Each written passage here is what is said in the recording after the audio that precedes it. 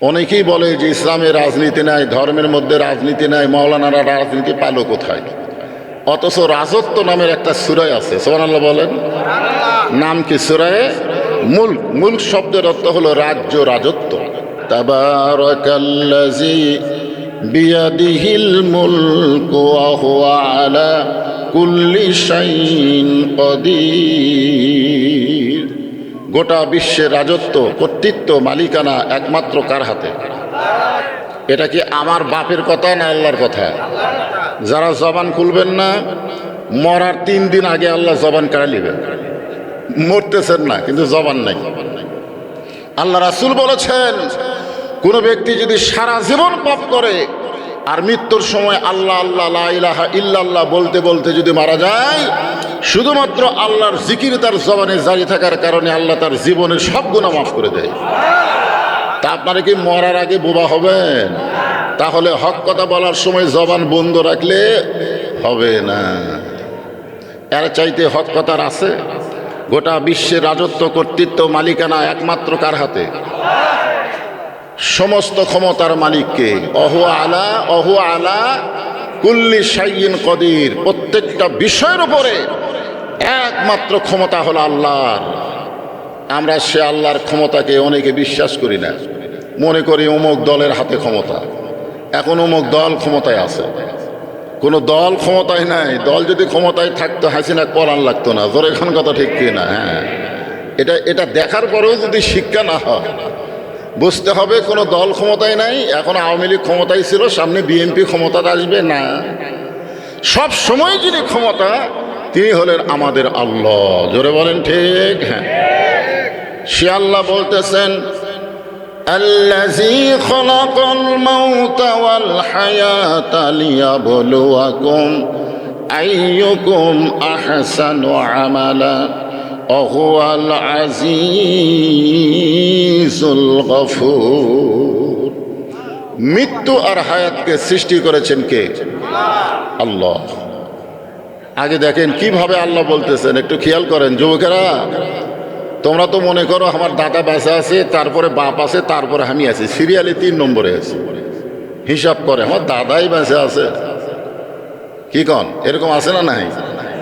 অনেক যুবকেরা যারা আজকের এই মাহফিল করতেছে, তাদের মধ্যে হয়তো অনেকেই দেখেন মাগরিব এশার নামাজে পড়েন, কিন্তু তাফসীর মাহফিল করতেছে। এদের ধান্দা কি? যে বুড়া হই, যখন হবে চামড়া ঢিল, আল্লাহর সাথে দেব মিল। যতদিন থাকবে চামড়া টাইট, আল্লাহর সাথে করব ফাইট। এখানে আল্লাহ বলতেছেন খলাকাল মাউতা ওয়াল হায়াতা। আগে মরার কথা বলেছে, তারপরে হায়াতের কথা বলেছে। এই কথা বলার পিছনে কারণ হলো, কে কখন মরবে এটা আমরা কেউ জানি না, কেউ জানি না। এই যে মাহফিল আইছেন, এখান থেকে বাড়ি যাবার পারবেন? সিনা টান করে একজন খাড়া হয়ে বলেন তো, হুজুর আমি বাড়ি যাবই। এরকম বলার কোনো ক্ষমতা আমাদের আছে?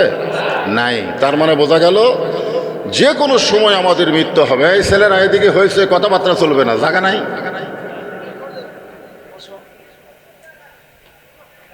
এই কিশোর গ্যাং, সব কিশোর গ্যাং।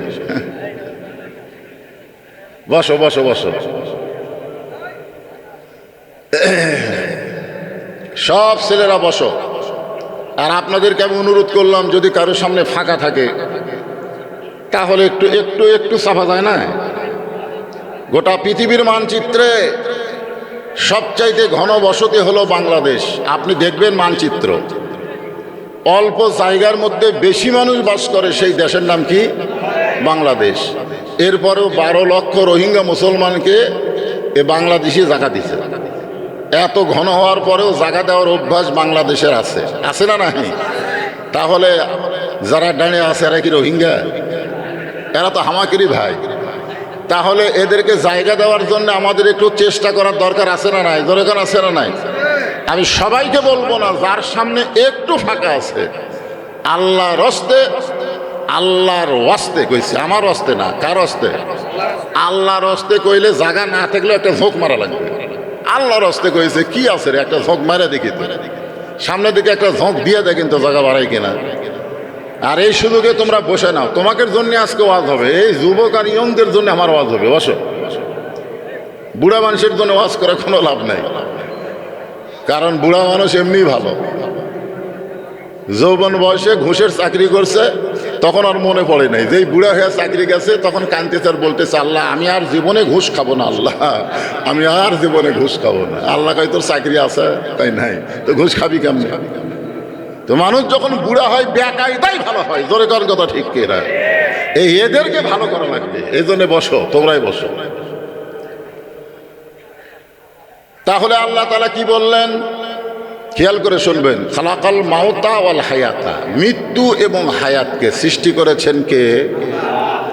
আসলে এখানে আমাদের ধারণায় বলা দরকার ছিল আল্লাযী খালাকাল হায়াতা ওয়াল মাউতা, জীবন এবং মৃত্যু সৃষ্টি করেছেন আল্লাহ। কিন্তু আল্লাহ আগে হায়াতের কথা না বলে আগে মৃত্যুর কথা বলে এটা বুঝাচ্ছেন যে আইসো ঠিকই, যাওয়া লাগবে।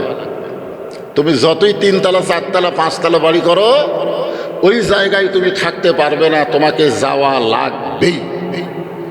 যাওয়া কেমনে যাবেন? চিত হয়ে কাত হয়ে?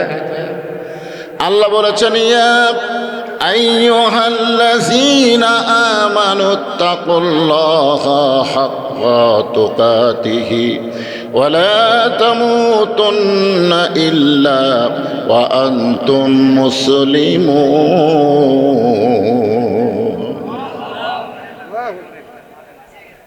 ওয়াইজা তুলিয়াত আলাইহিম আয়াতুহু জাদাতুহুম ঈমানান। আল্লাহ কোরআনে বলেছে, কোরআনের আয়াত যখন তেলাওয়াত হয় তখন যারা মুমিন মুত্তাকি তাদের ঈমান বৃদ্ধি পায়। তো ঈমান বাড়ার লক্ষণ কি? চুপ করে থাকা? আজকে 15 বছর আমরা চুপ করে ছিলাম বলি হাসিনা যা ইচ্ছা তাই করছে। জোরেখান কথা ঠিক কিনা?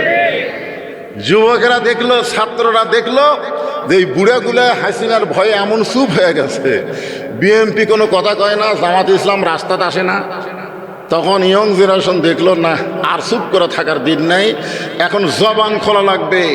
এই যুবকেরা জবান খুলেছে, জীবন দিয়েছে, যার কারণে ফ্যাসিবাদ মুক্ত বাংলাদেশ পাইছি। ধরে কোন কথা ঠিক কিনা? চুপ করে থাকা যাবে না। তো কোরআনের আয়াত তেলাওয়াত শুনলে শয়তানকে তাড়ানোর একটা বড় হাতিয়ার হলো তাকবীর দেওয়া, আল্লাহু আকবার। হ্যাঁ, এটা হলো বড় হাতিয়ার। আল্লাহ বলতেছেন, লিয়াবলুয়াকুম আইয়ুকুম আহসানু আমালান ওয়া হুয়াল আজিজুল গফুর। মৃত্যু আর হায়াতকে আল্লাহ সৃষ্টি করেছেন কি জন্যে? তোমাদেরকে পরীক্ষা করার জন্য। পরীক্ষা, লিয়াবলুয়াকুম, তোমাদের সবাইকে পরীক্ষা করা হবে মৃত্যু আর হায়াত দিয়া। খুব খেয়াল করেন, পরীক্ষা কি করা হবে? পরীক্ষার সাবজেক্ট কি? আহসানু আমালা। আল্লাহ বলেছেন পরীক্ষার সাবজেক্টটা হলো সুন্দর আমল। আপনারা বলেন তো, সুন্দর আমল যদি আমরা করতে চাই, সুন্দর একটা পরিবেশের দরকার আছে না নাই? সুন্দর কথাই যদি আপনারা শুনতে চান, তাহলে এই মাহফিলের সুন্দর একটা পরিবেশ লাগবে না? আপনারা বলেন তো, ধাপের হাটে মানুষ কম হয় না বেশি হয়? ওইখানে কোনো বক্তা ওয়াজ করতে পারবে? কেন পারবে না? পরিবেশ নাই। মানে ওয়াজটা শুনবে কে, সে পরিবেশ নাই। তো ওইদিকে যদি হইচই শোনা যায় তাহলে ধাপের হাটের মতো হয়ে গেল। এই জন্য একেবারে যখন বক্তার কথা বলতে বলবে তখন বলবেন, আর চুপ করে। আল্লাহ কোরআনে বলেছেন, ওয়াইজা কুরিয়াল কোরআন ফাসতামিউ লাহু আনসিতু লাআল্লাকুম তুরহামুন। যখন কেহ কোরআন তেলাওয়াত করে, কোরআন পড়ে, কোরআনে তাফসির করে, তখন তোমরা চুপ থেকে সেটা অনুধাবন করো, বোঝার চেষ্টা করো। আল্লাহ বলেছেন যে পরীক্ষার বিষয়টা হলো সুন্দর আমল। যখন কি আমল? আহসানু আমালা। আহসান মানে সুন্দর, আমালা মানে কর্ম, সুন্দর আমল। এখন সুন্দর আমল যদি আমরা করতে চাই, সুন্দর একটা পরিবেশের দরকার আছে না নাই? সুন্দর একটা পরিবেশ যদি তৈরি করতে চাই, তাহলে সুন্দর একটা সমাজের দরকার আছে না নাই? কথা কয় না? সুন্দর একটা সমাজ যদি তৈরি করতে চাই, তাহলে সুন্দর একটা রাষ্ট্রের দরকার আছে না নাই? সুন্দর একটা রাষ্ট্র যদি আমরা তৈরি করতে চাই, তাহলে সুন্দর একটা সংবিধানের দরকার আছে। মানুষের তৈরি সংবিধান দিয়ে কোনোদিন বাংলাদেশ সুন্দর হবে না। বাংলাদেশকে সুন্দর করতে গেলে আল্লাহর কোরআনের সংবিধান লাগবে। জোরে বলেন ঠিক কি না? তাহলে সুন্দর আমল করতে গেলে সুন্দর আমল করতে গেলে আল্লাহর কোরআনের বিকল্প কোনো রাস্তা আছে? সেই কোরআনের তাফসির মাহফিল একটু মনোযোগ দিয়ে শুনবেন। বাংলাদেশের মতন ৯৬টা দেশের খলিফা, বাংলাদেশের মতন ৯৬টা দেশের খলিফা, নাম হলো তার হজরত উমর। ধরেকার নাম কি? ডান হাতে ডান গালে চল মারে, বাম হাতে বাম গালে চল মারে। এই দৃশ্য দেখার পরে ওসমান গনি বলতেছি, আমির আল মুমিনিন, আপনি কি পাগল হয়ে গেলেন? নিজের গালে নিজে চল মারতেছেন, কারণ কি? উমর ফারুক বললেন, ওসমান, অর্ধ পৃথিবীর খলিফা হওয়ার পরেও আমার অতীতের কথা বারবার মনে হচ্ছে। অতীতের কথা, ধরে কোন কিসের কথা?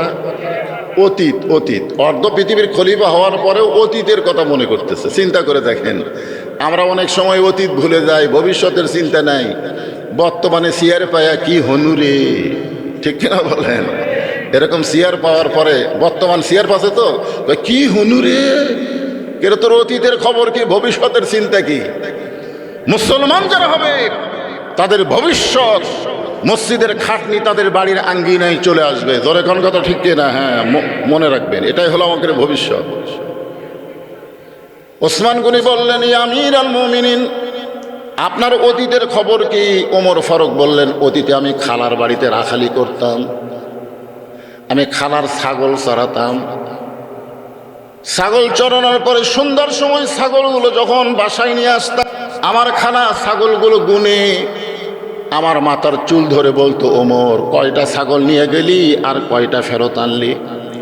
আমি আবার দৌড় দিতাম, খুঁজে খুঁজে ছাগলগুলো কুড়ে যখন এনে খালাকে জমা দিতাম, খালা আমার কান ধরে বলতো, ওমর, যেই ভুল আজকে করেছো এই ভুল যদি আগামীকাল করো, তোমার রাখালির চাকরি কিন্তু আমি ক্যান্সেল করে দেব।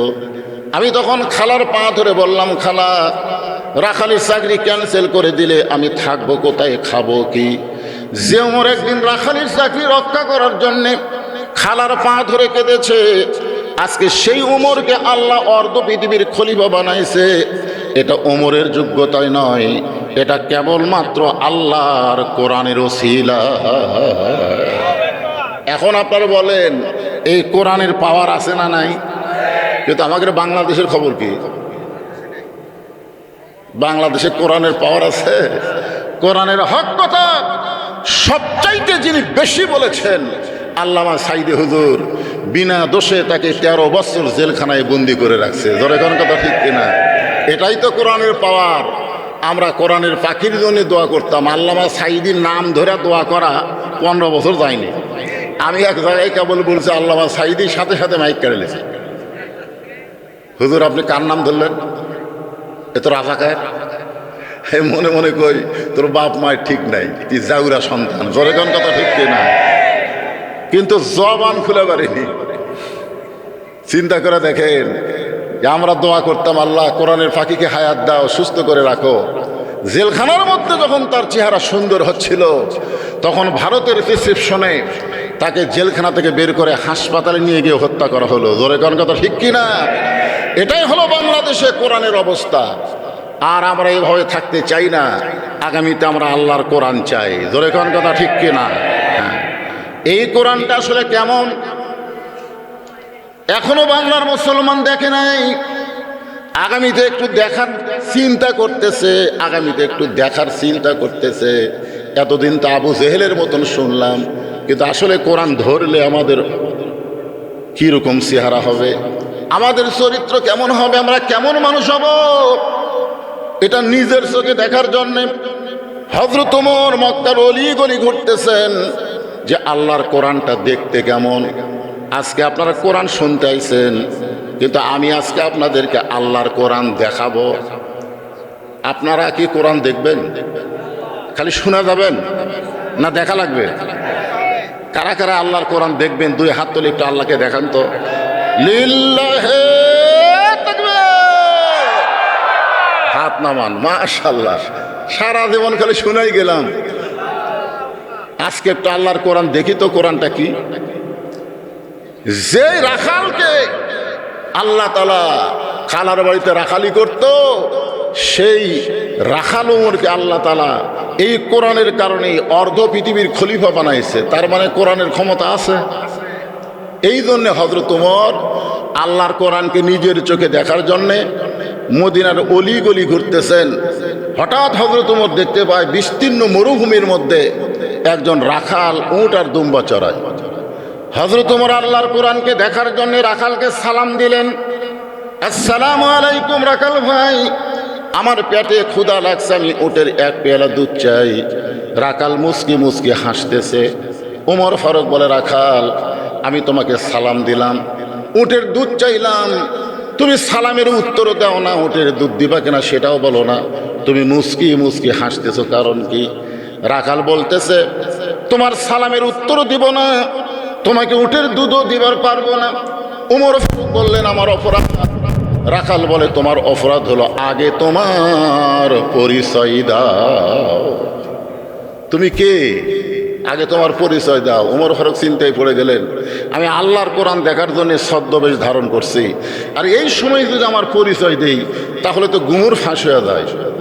ওমর ফারুক এই চিন্তা যখন করতেছে, সঙ্গে সঙ্গে আল্লাহর কোরআন সামনে এসে বলতেছে, ওমর রাখাল যখন তোমার পরিচয় চাইছে তুমি আসল পরিচয় দাও। তোমার আসল পরিচয় হলো মিল্লাতা আবিকুম ইব্রাহিম হুয়া সাম্মাকুমুল মুসলিমিন।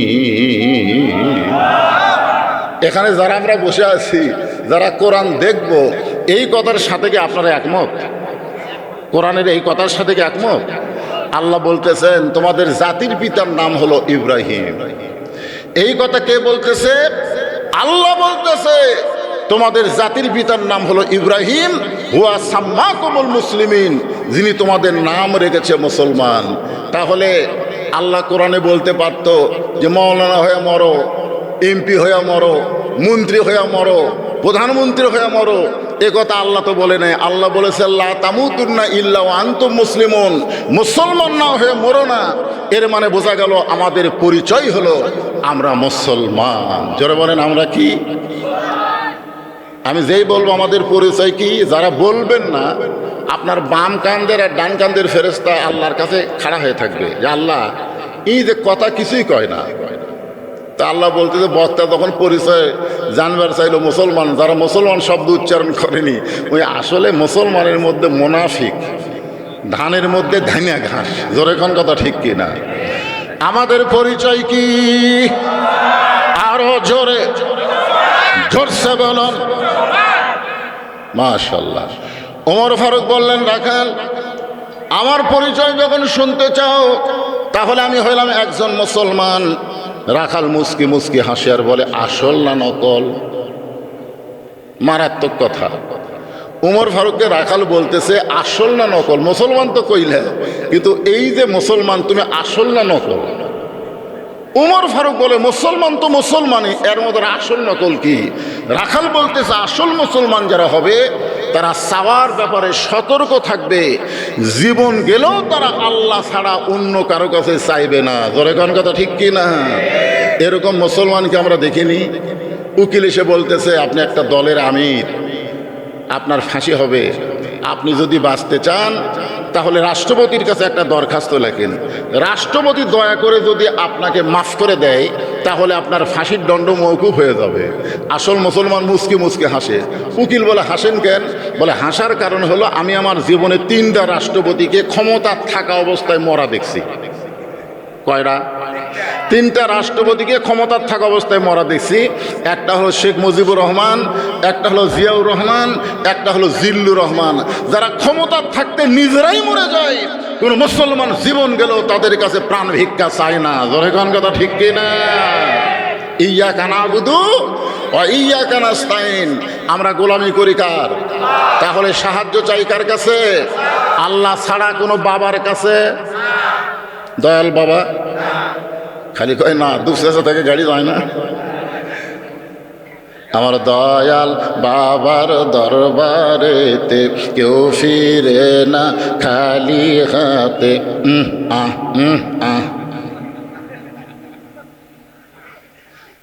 আসলে মানুষ বেঈমান হতে বেশি কিছু লাগে না। এইটাই যদি বিশ্বাস করে দয়াল বাবার দরবারেতে কেউ ফিরে না খালি হাতে, এইটা বিশ্বাস করা হলো কুফরি। জোরে কোন কথা ঠিক কি না? বরং কি বলা লাগবে? আমার দয়ার আল্লাহর দরবারেতে কেউ ফিরে না খালি হাতে। আল্লাহ আল্লাহ আল্লাহ, লা ইলাহা ইল্লাল্লাহু মুহাম্মাদুর রাসূলুল্লাহ সাল্লাল্লাহু আলাইহি সাল্লাম। আচ্ছা, মাইকত কি তুমি ইকো দিছো বাবা? ইকো দিছো?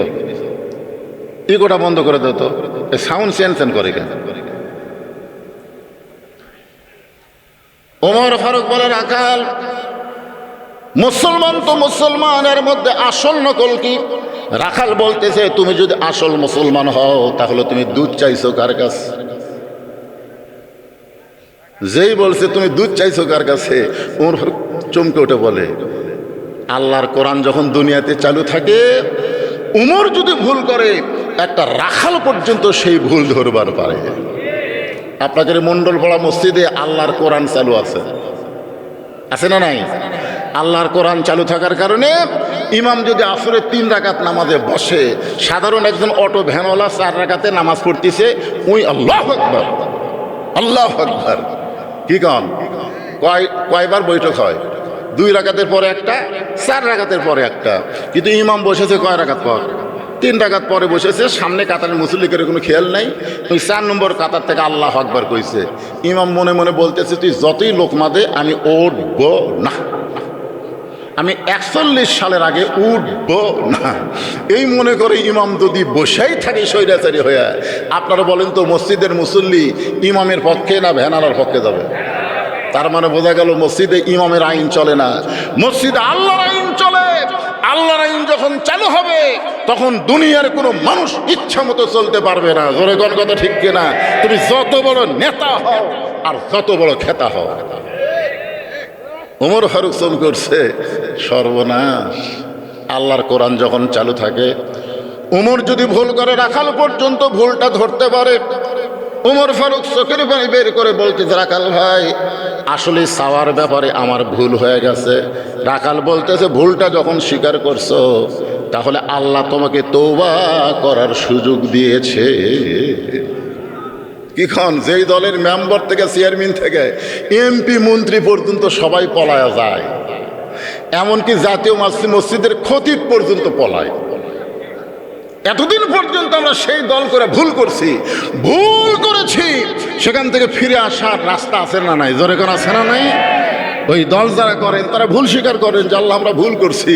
যে নেতাকে বলেছি আমার নেতার চরিত্র ফুলের মতন পবিত্র, নামাজ পড়েনি এক ওয়াক্ত, আজকে ঠেলাত পড়ে সেই নেতা ভুলে গেল। আমরা এখন করি কি? আমরা এখন ভুল স্বীকার করে আমরা তওবা করব। তওবা শব্দের অর্থ হলো ফিরে আসা। রাখাল বলতেছে পথিক ওমর ফারুককে বলতেছে, ভুলটা যখন স্বীকার করেছো তাহলে আল্লাহ তোমাকে তওবা করার সুযোগ দিয়েছে। ওমর ফারুক বলে, রাখাল ভাই, তাহলে আমি তওবা করতেছি। রাখাল বলে, তুমি মূর্খ মানুষ, তুমি তওবা কেমনি করবা? ওমর ফারুক বলে, আমি মূর্খ তোমার কে কইছে? বলে, চাওয়ার ব্যাপারে যারা সতর্ক থাকে না তারাই হলো দুনিয়ার সবচাইতে বড় মূর্খ। বরং আমি তওবা করাই, তুমি আমার সঙ্গে তওবা পড়ো। এবার রাখাল হযরত ওমরকে তওবা পড়াচ্ছেন, আমার সঙ্গে সবাই পড়েন আস্তাগফিরুল্লাহ। আচ্ছা, তওবা করতে কি কোনো সমস্যা আছে? সবাই, আল্লাহ রাসূল দিনে রাতে 70 বার তওবা করতেন, এই জন্য সকলে পড়েন আস্তাগফিরুল্লাহ রব্বি মিন কুল্লি জামবি ওয়া তুবু ইলাইহি লা হাওলা ওয়ালা কুওয়াতা ইল্লা বিল্লাহিল আলিয়্যিল আযীম। ওমর ফারুক তওবা করার পরে বলতেছে, ও রাখাল ভাই, আল্লাহর হস্তে উটের 1 পেয়ালা দুধ দাও, যেই দুধটা পান করে আমি ক্ষুধা তৃষ্ণা নিবারণ করতে চাই। রাখাল মুচকি মুচকি হাসে। ওমর ফারুক বলে, রাখাল, আল্লাহর হস্তে উটের 1 পেয়ালা দুধ চাইলাম, এরপরেও তুমি মুচকি মুচকি হাসো। রাখাল বলতেছে, তওবা করার পরে তুমি আবার মুনাফিকি করলে। যেই বলছে তওবা করার পরে তুমি মুনাফিকি করলে, ওমর ফারুকের চেহারা রক্তের মতন লাল হয়ে গেছে। কারণ আল্লাহ রাসূল বলেছেন, কাফেরেরা থাকবে জাহান্নামের উপরে আর মুনাফিক থাকবে, কোরআনেও আল্লাহ বলেছেন, জাহান্নামের নিচে। সর্বনিচে থাকবে কে? মুনাফিক। সাহাবেরা বললেন, হুজুর, এই বদমাইশ মুনাফিক কোন দল থেকে বের হবে? আল্লাহ রাসূল বললেন, ইহুদি খ্রিস্টান হিন্দু বৌদ্ধ থেকে মুনাফিকের তৈরি হবে না, মুনাফিকের আবাদ হবে মুসলমানের ভিতরে। আজকে যারা মানুষের তৈরি আইন মানতে চায়, আল্লাহর আইন সম্পর্কে কথা বললে তাদের কলজার মধ্যে চুলকায়, এরাই মুনাফিক। জোরে বলেন কথা ঠিক কিনা? এরাই মুনাফিক। যে তুমি মুসলমান দাবি করবা আর তুমি আল্লাহর আইন মানবা না, শুনবাও না। আল্লাহ আইনের কথা বললে হুজুর তো শুরু করছে। কি শুরু করছে? একটু মনোযোগ দেন। ওমর ফারুক রাখাল বলতেছে, তওবা করার পরে তুমি আবার মুনাফিকি করলে। সঙ্গে সঙ্গে ওমর ফারুকের চেহারা রক্তের মতন লাল করে বলতেছে, রাখাল মুখে যা আসে তা বলতে পারো না, আমার মধ্যে মুনাফিকের কি দেখলে? রাখাল বলতেছে, লিমা তাকুলু মা লা তাফআলু। তোমার মুখের সাথে মনের মিল নাই। তোমার মুখের সাথে মনের মিল নাই। তুমি সত্যি করে বলো তো, আমি কি উটের মালিক? আমি যদি উটের মালিক হই, তুমি আমাকে রাখাল বললা কেন? আর যখনই তুমি আমাকে রাখাল বলে সম্বোধন করতেছ, তখন তোমার মন বলতেছে আমি উটের মালিক না। আর মালিককে বাদ দিয়ে রাখালের কাছে কেউ যদি আল্লাহর হস্তেও চায়, রাখাল দিবার পারবে? এটা বহু মাহফিলে বলেছি, এটা আমার জীবনে হয়েছে। আমার জীবনে টেস্ট থেকে নামছি, ইতিমধ্যে এক লোক দৌড়ে এসে হাতের মধ্যে 100 টাকার কসকসা লোড দিয়ে বলে, হুজুর দোয়া করেন। তো টাকা পকেটে থুয়ে বললাম, বাবা কিসের দোয়া? বলে, আমার বইয়ের পেটে একটা বাচ্চা আইছে, আপনি দোয়া করেন আল্লাহ যেন পুত্র সন্তান দেয়। তখন আমি চোখ বন্ধ করে চিন্তা করি, আমি 3 মেয়ের বাপ, আমি নিজেই 3 মেয়ের বাপ। আমার দোয়া দিয়ে যদি পুত্র সন্তান হতো, তাহলে আমার বইয়ের পেটে আল্লাহ একটা দিত। তখন পকেট থেকে 200 টাকা বের করে দিলাম। হুজুর আমি তো টাকা চাইনি, আমি দোয়া চাইছি। বললাম, পাগল, তুই আমার চিনিস না, আমি 3 মেয়ের বাপ। তখন বলে, হুজুর তাহলে আমার টাকা আমাকে দেন, আপনার টাকা আপনি দেন। ওরে যেই 100 টাকা দিলাম, ও মারতেছে দৌড়। আমি বলে, কোথায় যাবি? বলে, ওই হুজুরের কাছে যাবো যার পুত্র সন্তান আছে, যার বেটা চাওয়াল আছে। আমি বললাম, কোনো হুজুরের কাছে না, কোনো বাবার কাছে না, কোনো পীরের কাছে না, বাবার যদি চাও মালিকের কাছে চাও। জোরে কোন কথা ঠিক কিনা? রাখাল বলে, পথিক, সত্যি যদি আল্লাহর হস্তে তুমি উটের 1 পেয়ালা দুধ চাও, তাহলে এখান থেকে মালিকের বাড়ি হলো 10 মাইল দূরে। ওই মালিকের বাড়ির দরজাত গিয়ে বলো, মালিক তোমার রাখাল উঁট আর দুম্বা চড়াই, তুমি মালিক যদি হুকুম দাও তাহলে রাখাল আল্লাহর হস্তে উটের 1 পেয়ালা দুধ দিবে। ওমর ফারুক বলে, রাখাল ভাই, কষ্ট করে 10 মাইল দূরে যাওয়ার দরকার নাই, বরং তোমাকে 2টা টাকা দিলাম, এই 2টা টাকার বিনিময়ে তুমি উটের 1 পেয়ালা দুধ দাও। রাখাল মুচকি মুচকি হাসে। ওমর ফারুক বলে, রাখাল হাসতেছো কেন? বলে, হাসার কারণ হলো তুমি হযরত ওমরকে চেনো। হাসার কারণ হলো তুমি হযরত ওমরকে চেনো। যে ওমর আল্লাহর কোরআন দিয়ে রাষ্ট্র চালায়, সেই ওমর যদি দূর থেকে, ওমরের গুপ্ত বাহিনী যদি দূর থেকে দেখবার পায় তুমি আমার 2 টাকা ঘুষ দিছো, আর আমি মালিক বাদ দিয়ে তোমাকে উটের 1 পেয়ালা দুধ দিলাম, তাহলে তোমাকেও ধরবে আমাকেও ধরবে। এই বুড়া বয়সে তুমি কি ধরা খাবার চাও? ওমর ফারুক বলে, রাখাল ভাই, তাহলে চলো পাহাড়ের গুহার মধ্যে যাই, ওই গুহার মধ্যে গিয়া গোপনে তোমাকে 2টা দিরহাম দিব, আর তুমি গোপনে উটের 1 পেয়ালা দুধ দিবে। ওমরের গুপ্ত বাহিনীও দেখতে পাবে না, তোমার মালিকও জানতে পারবে না। রাখাল চিল্লায় বলে, তুমি ভণ্ড, তুমি ভণ্ড, তুমি ভণ্ড। ওমর ফারুক বলে, রাখাল আমার মধ্যে ভণ্ডামির কি দেখলাম? রাখাল বলে, পথিক, ওমরের গুপ্ত বাহিনী যেখানে দেখতে পায় না, আমার মালিক যেখানে জানতে পারে না, রাখালের আল্লাহ সেখানে দেখতে পায়। সঙ্গে সঙ্গে ওমর ফারুক মারছে দৌড়। এক দৌড়ে পাহাড়ের পাদদেশে গিয়া জায়নামাজ বিছায় 2 রাকাত সালাত শুকুর নামাজ পড়ে বলতেছে, আল্লাহ তোমার কোরআন এত সুন্দর, তোমার কোরআন এত সুন্দর। তোমার কোরআন যখন দুনিয়াতে চালু হয়ে যায়, তখন কেউ না দেখলো আল্লাহ দেখে। এই বিশ্বাস মুসলমানের কলিজায়। বর্তমানে আমাদের বাংলাদেশে এই বিশ্বাস যাদের কলিজায় নাই, তারা নামে মুসলমান কিন্তু কামে মুসলমান না। কেউ না দেখলেও আল্লাহ দেখে। এই বিশ্বাস করলে বাংলাদেশের কোনো যুবক অশ্লীল ভিডিও দেখতে পারবে না। ধরে কোন কথা ঠিক কিনা? কারণ দেখবার গেলেই তার ইমান তাকে বলবে, তুই যে খারাপ ভিডিও দেখতেছিস, তুই মনে করছিস সবাই ঘুমাইছে, কিন্তু আল্লাহ ঘুমাই নাই। তোর কান্দের ফেরেশতা কিন্তু সব কিছু লিখতেছে। ধরে কোন কথা ঠিক কিনা?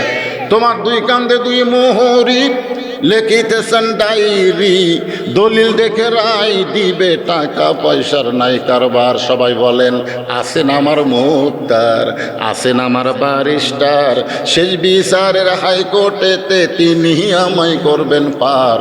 আমি পাপী তিনি জামিনদার, পারাপারে থাকলে তারা, সঙ্গে নিও গাড়ি ভাড়া। এই গান গাইলে গুনাহ হবে নাকি? এই কোরআনের গান, কোরআনের গান। পারাপারে থাকলে তারা, সঙ্গে নিও গাড়ি ভাড়া, জবাবদিহি করতে হবে ধরলে টিকিট কালেক্টর। মনুরে মনের ঘরে তালা দিয়া চাবি নিয়া আসেন সাই, আমি অধম সাধ্য কি তার, হুকুম ছাড়া বাইরে যাই, হুকুম ছাড়া বাইরে যায়। সুবহানাল্লাহ। গান শোনা সুবহানাল্লাহ। এটা কি গান রে? মনের ঘরে তালা দিয়া চাবি নিয়া আসেন সাই, আমি অধম সাধ্য কি তার, হুকুম ছাড়া বাইরে যাই, হুকুম ছাড়া বাইরে যাই। প্রকৃত মুমিন যদি আমরা হতে পারতাম তাহলে আল্লাহর হুকুমের বাইরে আমরা যাবার পারতাম না। জোরে বলেন কথা ঠিক কি না? ওমর ফারুক বলতেছে, আল্লাহ তোমার কোরআন এত সুন্দর, আজকে আমি রাখালকে দেখি নাই, রাখালের ভিতরে তোমার কোরআনের বাস্তব চিত্র দেখতে পাই। ওমর ফারুক কাঁদতেছে কার কাছে? আর রাখাল পিছনে এসে বলে, যতই কান্দ, যতই কান্দ, উটের দুধ দেওয়া গেল না। ওমর ফারুক বলে, রাখাল ভাই, উটের দুধের কোনো দরকার আমার নাই, আমি শুধু জানতে চাই তুমি না দেখা আল্লাহকে কলিজার মধ্যে জায়গা দিয়ে আল্লাহর কোরআন অনুযায়ী চলতেছো, কেউ না দেখলেও আল্লাহ দেখতেছে, এই বিশ্বাস তোমার কলিজায়, তোমার চাহিদা কি? আজকে যারা কোরআন অনুযায়ী চলবার চায় তাদের নানা রকম বিপদ আপদ মুসিবত আছে না নাই? জোরে কারণ আছে না নাই? আছে, বিপদ আছে। আল্লাহ কোরআনে বলেছে, ওয়ালা নাবলুওয়ান্নাকুম বিশাইয়্যিম মিনাল খাউফি ওয়াল জুই ওয়া নাকসিম মিনাল আমওয়ালি ওয়াল আনফুসি ওয়াস সামারাতি ওয়া বাশশিরিস সাবিরিন। কষ্টের পরে, মায়ের প্রসব বেদনার পরে একটা সন্তান কিন্তু মা পায়। জোরে কোন কথা ঠিক কি না? সন্তান যখন মা কোলে নেয় তখন আর প্রসবের কথা মনে থাকে? তা আমরা যারা কষ্ট করবো ঈমানদারেরা, বাতিলের বিরুদ্ধে হকের পক্ষে চলবো, নানা রকম বিপদ আপদ মুসিবত আল্লাহ দিবে, এরপর আমাদেরকে জান্নাত দিয়ে আল্লাহ আমাদের খুশি করবে। জোরে কোন কথা ঠিক কি না? ওমর ফারুক বলেন, রাখাল তুমি না দেখা আল্লাহকে কলিজার মধ্যে জায়গা দিয়ে তুমি যে আল্লাহর কোরআন অনুযায়ী চলতেছো, এর বিনিময়ে তোমার চাহিদা কি? রাখাল চোখের পানি বের করে বলতেছে, পথিক আমার চাহিদা হলো রব্বানা আতিনা ফিদ দুনিয়া হাসানাতাও ওয়া ফিল আখিরাতি হাসানা ওয়া কিনা আযাবান্নার। ওমর ফারুক বলে, রাখাল আমি তোমার চাহিদার কথা শুনতে চাইলাম আর তুমি আমাকে কোরআনের আয়াত শোনালা। রাখাল বলতেছে, তুমি আসলেই মূর্খ। কয়বার মূর্খ হলো? দুইবার হলো না তিনবার হলো? যেই উমর সম্পর্কে রাসূল বলেছেন, আমার পরে যদি কেউ নবী হতো লাউকানা উমর, আমার পরে নবুয়তের পথ যদি খোলা থাকতো আল্লাহ উমরকে নবী বানাতো। নবী হওয়ার সব যোগ্যতা আল্লাহ উমরকে দান করেছে। জোরে কোন সুবহানাল্লাহ। আর সেই উমরকে রাখাল এ পর্যন্ত তিনবার মূর্খ বলল। তুমি আসলেই মূর্খ। আমি কোরআনের আয়াত দিয়ে কি বুঝালাম তুমি বুঝলে না? আমার দুইটা চাহিদা আছে। এক নম্বর চাহিদা হলো আতিনা ফিদ দুনিয়া হাসানা, আর দুই নম্বর চাহিদা হলো অফিল আখিরাতে হাসানা। রাখাল বলতেছে, পথিক আমার দুনিয়ার চাহিদা হলো মহামানব হযরত উমরকে আমি এক নজর দেখতে চাই। যে উমর আল্লাহর কোরআন দিয়ে রাষ্ট্র চালায়, এমন উমরকে যদি একটা বার আমি দেখতে পাইতাম তাহলে দুনিয়ার চাহিদা আল্লাহ আমার পুরা করত। তার মানে বোঝা গেল ভালো নেতা দেখার নিয়ত করার দরকার আছে না নাই? কি নেতা? আপনারা ভালো নেতা দেখতে পান? ইনশাল্লাহ একজন তো, আল্লাহ এতগুলো মুসলমানের মধ্যে একজন কয় ইনশাল্লাহ রে, একজন ইনশাল্লাহ। রাখাল বলতে, ঠিক আমার দুনিয়ার চাহিদা হলো হযরত উমরকে আমি এক নজর দেখতে চাই। আমার দুই নম্বর চাহিদা হলো আমি রাখাল যখন মরে যাব, অধম রাখালকে আল্লাহ যেন জান্নাত দেয়। সঙ্গে সঙ্গে হয়তো ওমর দৌড়ে এসে রাখালের হাতটা খফ করে ধরে 3 বার চুমা খাচ্ছে। রাখাল বলতেছে তুই পাগল নাকি, আমার ঘামা হাতে তুমি চুমা খেলা। ওমর ফারুক বলে রাখাল ভাই, তোমার 2 নম্বর চাহিদা আল্লাহ পুরা করছে, 2 নম্বর চাহিদা আল্লাহ পুরা করবে না, পুরা করছে। মরার সঙ্গে সঙ্গেই আল্লাহ তোমাকে 8টা জান্নাতের দরজা খুলে দিবে। আপনারা সুবহানাল্লাহ করছেন, কিন্তু রাখাল সুবহানাল্লাহ কয় না। ওমর ফারুক রাখালের সুবহানাল্লাহ শোনার জন্য আল্লাহর কোরআন থেকে বলতেছেন, ইন্নাল্লাযীনা ক্বালু রাব্বুনাল্লাহু সুম্মা ইসতাকামু তাতানাজ্জালু আলাইহিমুল মালায়েকা আল্লা তাখাফু ওয়া লা তাহজানু ওয়া আবশিরু বিল জান্নাতিল্লাতী কুনতুম তুআদুন। এরপরেও রাখাল সুবহানাল্লাহ কয় না। ওমর ফারুক বলে রাখাল, মরার সাথে সাথেই আল্লাহ তোমার জন্য 8টা জান্নাতের দরজা খুলে দিবে, কিন্তু রাখাল সুবহানাল্লাহ কয় না। ওমর ফারুক বলে কে রে রাখাল, আমি আল্লাহর কোরআন তেলাওয়াত করে বললাম আল্লাহ তাখাফ তোমার কোনো ভয় নাই, ওয়ালা তাহজান তোমার কোনো চিন্তা নাই, ওয়া আবশিরু বিল জান্নাহ মরার সঙ্গে সঙ্গে আল্লাহ তোমাকে জান্নাত দিয়ে দিবে। এরপরে সুবহানাল্লাহ কও না কেন? রাখাল বলতেছে তুমি খুব চালাক। এতক্ষণ কি বলছে? মূর্খ। এবার রাখাল বলতেছে আসলেই তুমি খুব চালাক, মরার পরে জান্নাত পাবো এই বাকি কথা তুমি ভালোই বলতেছো, কিন্তু হযরত উমরকে এক নজর দেখতে পাবো এই নগদ কথা বলতে তোমার কোন জায়গাত বাজে? টাকা দিল 10 বেশ তো ফসা ফস, টাকা দিল 20 বেশ তো দিয়ে দিস, এরকম দোয়া করা খুবই সহজ। মরার পরে জান্নাত, এই দোয়া করা খুবই সহজ। রাখাল বলে মরার পরে জান্নাত পাবো এই বাকি কথা তুমি বললে, কিন্তু হযরত উমরকে এক নজর দেখতে পাবো এই নগদ কথা বলতে তোমার কোন জায়গাত বাজে? ওমর ফারুকের চোখ দিয়ে দর দর করে পানি পড়তেছে। আমি যে ওমর এই কথা রাখালকে কেমনে বলবো?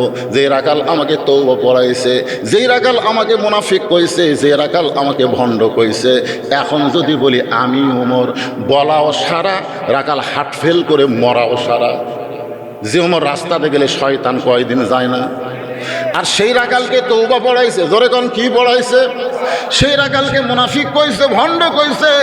এখন যদি বলে রাখাল তুমি যেই ওমরকে দেখতে চাও আমি হলাম সেই ওমর, বলাও সারা, রাখালের আর দেখা লাগবে না, রাখাল হার্ট ফেল করে মরাও সারা।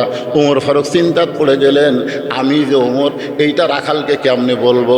এমন সময় আল্লাহর কোরআন সামনে এসে বলতেছে, ওমর তুমি যদি ডাইরেক্ট বলবার না পারো, উদু ইলা সাবিলি রব্বিকা বিল হিকমাহ। জোরে কান সুবহানাল্লাহ।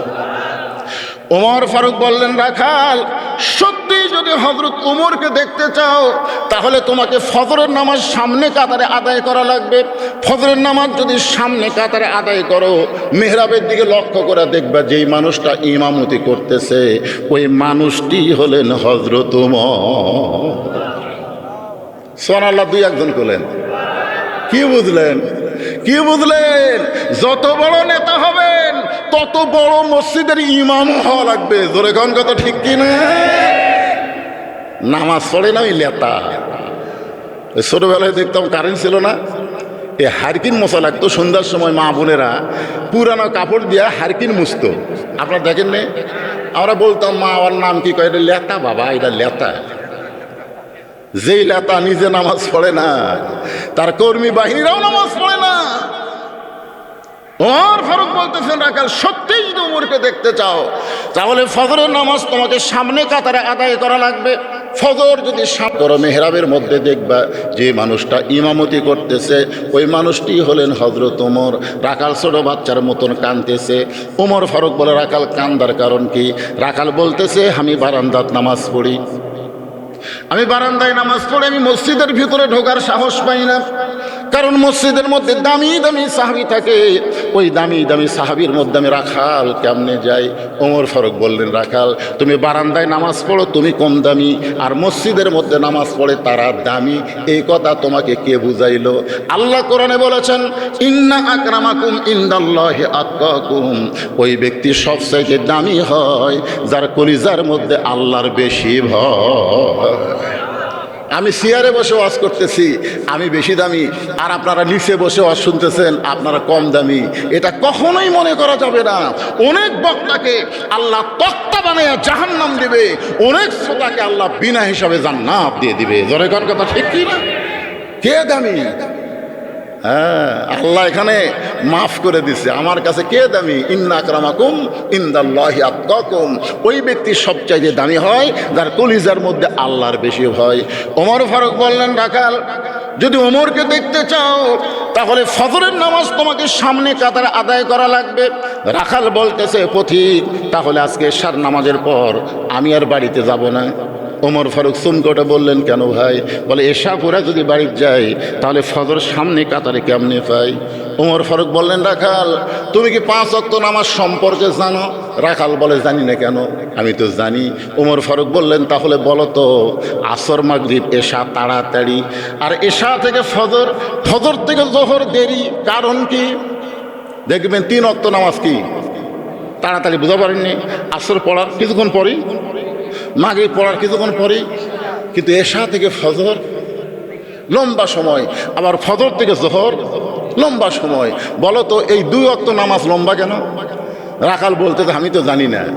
ওমর ফারুক বলতে পারে, তাহলে তুই না বড় মূর্খ রে, এ কথা বলতে পারে কি পারে না? কিন্তু নেতাকে রাগ কন্ট্রোল করা লাগবে। নেতা সাধারণ মানুষের মতন হলে হবে না ভাইজান। এটা নেতা আদর্শ হচ্ছে মুহাম্মাদুর রাসূলুল্লাহ, লাকাদ কানা লাকুম ফি রাসূলিল্লাহি উসওয়াতুন হাসানা। ওমর ফারুক বললেন, রাখাল তাহলে শোনো, ফজর থেকে জোহর আল্লাহ লম্বা সময় দিছে, এই লম্বা সময়ের মধ্যে তুমি রাখালি করবা। কেউ ব্যবসা বাণিজ্য করবে, কেউ খেতে খামারে কাজকাম করবে, কেউ চাকরি বাকরি করবে। এগুলা কাজকাম করতে গিয়া তার দেহের যে ক্ষয় হবে, এশা থেকে ফজর আল্লাহ লম্বা সময় দিছে, এই লম্বা সময়ের মধ্যে ঘুম পারলে আল্লাহ ঘুমের মাধ্যমে ওই ক্ষয়টা পুরা করে দিবে। তাহলে তুমি যে এশা থেকে ফজর সামনে কাতারে ধরবার চাও, যদি তোমার চোখে ঘুম ধরে, রাখাল বলতে, ঘুম যদি ধরে মসজিদের কোনায় ঘুমায় যাব। ওমর ফারুক বললেন, মসজিদের ভিতরে ঘুমানোর দলিল দাও। তুমি যে মসজিদের মধ্যে ঘুম পাড়বা তার একটা দলিল থাকা লাগবে না? কথা কেন, একটা দলিল থাকা লাগবে না? ঘুম পাড়া দূরের কথা, জোহরের নামাজ পড়ে সবাই চলে গেছে, ওরা 3 জন 4 ফ্যান দিয়ে গল্প করতেছে, 1-8 ঘন্টা হয়, গল্প শেষ হয় না। আলু তো স্টোরের থনো বাড়ি, আলুর দাম যে কমে গেল, সামনে আর আলু আবাদ করবো না, এরকম দুঃখের গল্প করতেছে। 1-8 ঘন্টা হলে 3 জন ফ্যান চলতেছে, কয়টা? 4টা। তো কান্দের ফেরেশতা বলতেছে, আল্লাহ সবাই নামাজ পড়ে বাড়িতে গেল, এরা 3 জন যে ধারে গল্প করতেছে, এরকে মাথার উপর যে ফ্যান ঘুরতেছে, এর খবর কি? আল্লাহ বলতেছে, এই গল্প করার সময় এদের মাথার উপর যে ফ্যান ঘুরলো, এই ফ্যানের কারেন্টের বিল এই 3 জন আলাদাভাবে না দেওয়া পর্যন্ত এরা জান্নাতে যাওয়ার পারবে না। কারণ মসজিদ আর বাপের ঘর না, দিয়ে ইচ্ছা মতো গল্প মারবি। জোরে কোন কথা ঠিক কি না? মসজিদ কি তোমার বাপের ঘর? ইচ্ছা মতো গল্প করার কোনো সুযোগ মসজিদে? যদি মসজিদে কিছুক্ষণ থাকতে চাও তাহলে আল্লাহর জিকির আজকার তাসবিহ তাহলিল করা লাগবে। তারপরও আল্লাহ বলেছেন, ফাইজা কুদিয়াতিস সালাহ ফান্তাশিরু ফিল আরদ। ওমর ফারুক বললেন, রাখাল আজানের গুরুত্ব দিও। 5 ওয়াক্ত নামাজের মধ্যে সবচাইতে গুরুত্বপূর্ণ আজান হলো ফজরের আজান। কেরে যুবকরা, ফজরের আজানের মধ্যে যে মুয়াজ্জিন একই শব্দ 2 বার বেশি কয়, অন্য আজানে কয় না, কিন্তু ফজরের আজানে কয়। এটা তোমরা শুনবার পাও? কি কয়? কারা? রাত 1টা পর্যন্ত ফেসবুক চালায়, 1টা পর্যন্ত মোবাইল চালায়, এমন সময় ঘুমায় গেছে, ফজরের আজান যে কোন দিক দিয়ে গেল। আর 2-1টা এমন আছে শীতের কালে, যে ফজরের আজান শুরু হয় ওই আসলে 3.5 হাত, কিন্তু আজান শুরু হওয়ার সাথে সাথে 2.5 হাত। আড়াই হাত মানে ল্যাপ তুলা মাথার উপর দিয়েছে, এখন পাও বাড়াচ্ছে, কি করবি, পাও টানে বুকের কাছে ধরছে। আপনি বেড়া থেকে জানলা দিয়ে তাকায় দেখেন মনে হয় চাউলের বস্তা ঠেকাতেছে। ল্যাপ টানতে দেখেন ল্যাপের তলে ওর সাইজ, আর সকালবেলা সাইড টিপে কুত্তার সাইজ, একই সাইজ। ফজরের আজান শুনে ঘুম পাড়ে তারা, কুত্তার আমল করে তারা। এখন আপনারও বলা লাগবে আমার সঙ্গে, ফজরের আজান শুনে ঘুম পাড়ে যারা, কুত্তার আমল করে তারা। বলতে পারবেন ভাইজান? ফজরের আজান শুনে ঘুম পাড়ে যারা, যারা যারা বলতে তারা বুঝবেন এরাই ফজর পড়ে না। দেখেন তো কে কে কে বলে না, দেখেন তো। কারণ মসজিদকে কেন্দ্র করে আজকের মাহফিল, জোরে কর কথা ঠিক কিনা? আর 5 ওয়াক্ত আজানের মধ্যে সবচাইতে গুরুত্বপূর্ণ আজান হলো ফজরের। ফজরের নামাজ যদি কেউ বাড়িতে পড়ে, রাসূল বলেছেন সে মুনাফিক হয়ে মৃত্যুবরণ করবে। ফজরের নামাজ বাড়িতে পড়া যাবে না, মসজিদে পড়া লাগবেই। আমি ওয়াজ করছি নাটোরে, যে ফজরের আজান শুনে ঘুম পাড়ে যারা, কুত্তার আমল করে তারা। বুঝলেন? এই কথা যেই কইছি 3-4 বার, 4-5টা কুত্তা দৌড়াচ্ছে। ওরা কুত্তে কাছে আমি ওয়াজ শুরু করতে, দেখবেন এখন কিছু মুয়াজ্জিন আজান দেওয়ার সময় কুত্তে করে না। এই করে কি করে না? এক মুয়াজ্জিন আমার কইছে, হুজুর কুত্তেরা ঘুম পাড়ে, কিন্তু আমি আজান দিলি কুত্তে করে। আমি বললাম, মুয়াজ্জিন এটা কি জন্য করে তুমি জানো? মুয়াজ্জিন কয়, না হুজুর আমি জানি না। কারণ তুমি যে আজান দিচ্ছ মুয়াজ্জিন, তোমার ছেলে কয় না? তো করছে, হুজুর আমার 3 ছেলে 1 মেয়ে, বিয়ে দিছি। তো তোমার 3 ছেলেকে নামাজ পড়ে? কয় না। তো এই জন্যই কুত্তে বেজার, যে আজান দেয় লিজের বেটারাই নামাজ পড়ে না, এই জন্য কুত্তাও করে। তা আমি দেখলাম এই কথা যেই বলছি, ফজরের আজান শুনে ঘুম পাড়ে যারা, কুত্তার আমল করে তারা, 4-5টা কুত্তে আছে, ওরা খালি ভু ভু করে, হাঁকো আজ যাবারই দেয় না। তখন আমার কাছে আল্লাহর কোরআন এসে বলতেছে, সুম্মা রাদাদনাহু আসফালা সাফিলিন। আমি যখন বললাম ফজরের আযান শুনে ঘুম পাড়ে যারা, কুত্তার চাইতেও খারাপ তারা, যেই কইছে কুত্তার চাইতেও খারাপ তারা, কুত্তা দূর। কুত্তা কইছে এইবার হুজুর লাইন উঠছে। জানেন, একটা বেনামাজির চাইতে কুকুর অনেক ভালো। শুকুরের নাম শুয়োর আর কুত্তা অনেক ভালো একটা বেনামাজির চাইতে। ওমর ফারুক বললেন, রাখাল ফজরের আযানের গুরুত্ব দিও। এতদিন রাখাল নামাজ পড়েছে বারান্দায়, রাখাল আজানের গুরুত্ব দেয় না। আজানের গুরুত্ব যারা দেয় তারা মসজিদের সামনে কাতার পায়, আর যারা আকামতের গুরুত্ব দেয় তার অধিকাংশই নামাজ হয় না। কেন হয় না জানেন? মানে বাজারে দোকানদারি করে, ওই আবার 5 ওয়াক্ত নামাজ জামাতে পড়ে। ওই ঘড়ির দিকে তাকায় আর চিন্তা করে, আর কয় মিনিট আছে, আকামতের আর কয় মিনিট, আজান তো হয়েই গেছে, দেখে আর 2 মিনিট আছে। ওই তাড়াতাড়ি তালা দিয়ে দৌড়া যায়, দেখে মসজিদ ভরে গেছে, বারান্দার শেষ কাতার। আল্লাহু আকবার। যে হাত বান্ধিছে মিন শাররিল ওয়াসওয়াসিল খান্নাস, ওর ভিতরে কিন্তু একটা শয়তান আছে। জোরে কেন আছে নাই? হাত বান্ধার পরে শয়তান বলতেছে, তুই যে তাড়াতাড়ি তালা লাগালি চাবি। এর আগে কিন্তু কয়নি, যে হাত বান্ধিছে তখন শয়তান বলতে, তুই তাড়াতাড়ি করে তালা লাগাইলি চাবি। এক হাত টান দেয়। আচ্ছা, হায় হায়, আপনি বলেন তো ওর নামাজ আছে না গেছে? হাদিসে আছে বিস্তারিত, হুজুরি কলব ব্যতীত। হাদিসে আছে বিস্তারিত, হুজুরি কলব ব্যতীত করছিন কালেও নামাজ তোর হবে না। তবে কেন গাও জোয়ারি, মানুষকে দেখাও নামাজ পড়ি, ও তোমার সিদ্ধ বীজে সুফসল ফলে না। আজও কেন আল্লাহর নামাজ ধরতে পারলা না? কদ আফলাহা মান তাযাক্কা ওয়া যাকারা ইসমা রাব্বিহি ফাসাল্লা। আগেই নামাজ নয়, আগের নামাজের জন্য মনকে মসজিদ বানাইতে হবে। শুধু মসজিদের মধ্যে ঢুকলে হবে না, মসজিদকে যদি মনকে যদি মসজিদ বানাবার পারেন, আপনার মন চলে যাবে ওই মসজিদ থেকে কাবার কাছে। শুধু কাবার কাছে যাবে না, কাবার মাধ্যমে বাইতুল মামুরের ভিতর দিয়া আল্লাহর আরশ পর্যন্ত যোগাযোগ হবে। আসসালাতু মিরাজুল মুমিনিন, নামাজ হচ্ছে মুমিনদের জন্য মেরাজ। এতদিন রাখাল নামাজ পড়েছে বারান্দায়, আজকে নামাজ পড়বে কোন কাতারে? হ্যাঁ জোরে কোন কোন কাতারে? এখন সামনে কাতারে নামাজ পড়তে গেলে মসজিদের মধ্যে ঢোকা লাগবে। মসজিদের মধ্যে আপনারা ঢুকছেন কোন পায়ে? একেবারে সবুজ গেঞ্জি কোন পায়ে? তুই কথা কস না, তুই ঢুকিস নি। 7 বছর থেকে নামাজের তালিম দেয় নাকি পাগলা, আর 10 বছর থেকে জোর করে মাইরা ফিটার লিয়ে দেওয়া নাকি? জোরে কোন কথা ঠিক কিনা? তোর বয়স তো 10-এর বেশি হয়ে গেছে, কথা কইস না কেরে? আমি আপনাকে এলাকারই সন্তান, কিন্তু এলাকার দাওয়াত লিবার পারি না। হাসিনার সময় তো করবে দেয়নি, এখন সামনে করবে দিবি কিনা আল্লাহ ভালো জানে। তোর কোনো কথা ঠিক কিনা? আজকে তখন একটু চান্স কাছি ভাই, একটু হোহা করার দরকার আছে না? দরকার আছে না? মসজিদের মধ্যে যখন ঢোকেন তখন কোন পায়ে? ডান পায়ে কেন ঢোকেন? কোনোদিন কোনো মৌলানাকে বলছেন যে হুজুর আমরা ডান পায়ে কেন ঢুকি? ডান পায়ে ঢোকার উপকারিতা কি? আমরা কোনোদিনও বলি নাই। কেন ঢোকেন ডান পায়ে জানেন? কথা কয় না, না জানলে কবেন জানি না, ঝাঁকি দেখুন। জানেন মসজিদ কার ঘর? হাসরের ময়দানে আল্লাহ তাআলা যাদের আমল নামা ডান হাতে দিবে তারা বিনা হিসাবে জান্নাতে যাবে। তাহলে মসজিদের মধ্যে যখন ঢুকতেছেন তখন আপনি বিশ্বাস করলেন মসজিদ আল্লাহর, আল্লাহ হলো ডানপন্থী। আর যখন মসজিদ থেকে বের হবেন তখন কি?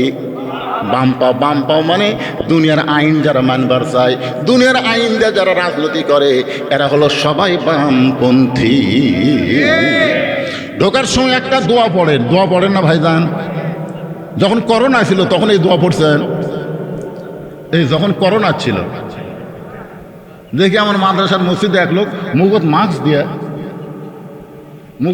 দিয়া ওই মসজিদে ঢুকতেছে।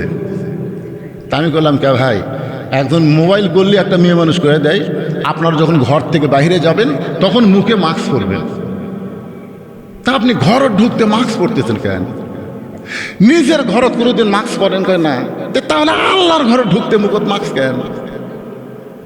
হুজুর ভয়, হুজুর ভয়। আরে পাগলা, আপনি যে দোয়া পড়তেছেন আল্লাহুম্মা ফতাহলি আবওয়াবা রহমাতিক, আবওয়াবা এটা কিসের দরজা? এটা গজবের দরজা না রহমতের দরজা? করোনা কি? করোনা রহমত? করোনা হলো গজব। আর আপনি যখন মসজিদ ঢুকতেছেন এটা হলো রহমতের জায়গা। রাখাল এতদিন বারান্দায় নামাজ পড়েছে, আজকে ডান পায়ে মসজিদের মধ্যে দোয়া পড়ে ঢুকে সামনে কাতারে যাবার চাই। যেই রাখাল সামনে কাতারে যাবার চাই, প্রত্যেকটা সাহাবী নড়ে সরে রাখালকে যাওয়ার রাস্তা করে দেয়। রাখাল কয় মনে মনে, ভাবলাম কি আর দেখতেছি কি? আমি মনে মনে চিন্তা করলাম মসজিদের মধ্যে দামি দামি সাহাবী, কিন্তু ভিতরে ঢুকে দেখতেছি আমিও যা এরাও তাই। এটা ভিতরে না ঢুকলে বোঝা যাবে। আল্লাহর কোরআনের ভিতরে আসেন, ইসলামের ভিতরে আসেন, তখন দেখবেন আওয়ামী লীগ, বিএনপি, জাতীয় পার্টি, জামাত, তাবলিগ, পীর মুরিদি কিছুই থাকবে না। খালি মসজিদের মধ্যে ঢুকে দেখেন তো কোনোদিনকে আপনার নিজের চোখে দেখছেন যে আওয়ামী লীগ সামনে কাতার, বিএনপি দ্বিতীয় কাতার, জাতীয় পার্টি তৃতীয় কাতার, যুদ্ধাপরাধী জামাত ইসলাম চতুর্থ কাতার কোনোদিন দেখছেন? বরং প্রত্যেকটা মুসল্লি এই বাহিরে কি দল করে এইটা খেয়াল নেয়, ভিতরে ঢুকলেই সবাই ভাই ভাই হয়ে কাতারবদ্ধ হয়ে দাঁড়ায়। দরকার কথা ঠিক কিনা? আপনারা যখন বাইরে থাকবেন তখন 20 দল 14 দল থাকবেন, কিন্তু যখনই কোরআনের ভিতরে আসবেন, মসজিদের মধ্যে আসবেন, তখন আর কিন্তু দলাদলি চলবে না। দেখবেন আওয়ামী লীগের কাছে বিএনপি, বিএনপির কাছে জামাত, এটার পায়ের গোড়া সোজা করতেছে। আওয়ামী লীগ যদি 4 আঙ্গুল সামনে যায়, জামাত ইসলাম টান দিয়ে বলতেছে লাইন দেখ, লাইন দেখ, সামনে যাস খায়। আওয়ামী লীগ যদি কোনার ঘুতে দেয়, তুই আমার টানিস করে, এটা কোনোদিন ঘুতে দিবি? কেন দিবি না? কারণ এমন জায়গা ঢুকেছি ভাই, এখানে কোনো দলাদলি করার সুযোগ নেই। এটা আবার কি ফিল্ম দিলেন ভাই জান? আচ্ছা আচ্ছা ঠিক আছে, এটা ভালো কথা, অন্য কোনো ওয়াজের ব্যাপারে না। এই স্যান্ডেল নিয়ে, স্যান্ডেল দেখতে মাথার মধ্যে স্যান্ডেল নিয়ে যাচ্ছে না? আপনার মাথার দাম বেশি না স্যান্ডেলের দাম বেশি? তো তাহলে আপনাকে মাথার মধ্যে স্যান্ডেল নিয়ে গেল, আপনার একটা লোক কিছুই বললেন না। আমার মোহাম্মদ আলী ভাই বলতেছে পেশাব লাগছে, আপনি বললেন না? কিসের পোশাক? অনুনাজ্জিলু মিনাল কুরআনি মা হুয়া শিফাউ ওয়া রাহমাতুল লিল মুমিনিন। মুমিনদের জন্য কোরআন যাবতীয় রোগের শিফা হিসাবে আল্লাহ নাজিল করেছে। পেশাব লাগার পরেও এই কোরআনের মহব্বত নিয়ে যারা বসা থাকবে, পেশাব জাতীয় যত ব্যারাম আছে আল্লাহ সব ভালো করে দেবে। আল্লাহ ভালো করবার পারে কি পারে না? সবচাইতে ঘন ঘন পেশাব সারকে হয়, এরকে বউ কিন্তু লাস্টিং পাওয়ার কমা যায়, ওদের না ভাইজান। আমি এর নিচে আর নামলাম না বাবা, কালু রে আর নিচে নামিস না রে। এইটুকুই বললাম, আপনারা বুঝে নেবেন, একটু ধৈর্য ধরবেন। ইন্নাল্লাহা মাস সাবিরিন, ধৈর্যশীলদের সঙ্গে কে আছে?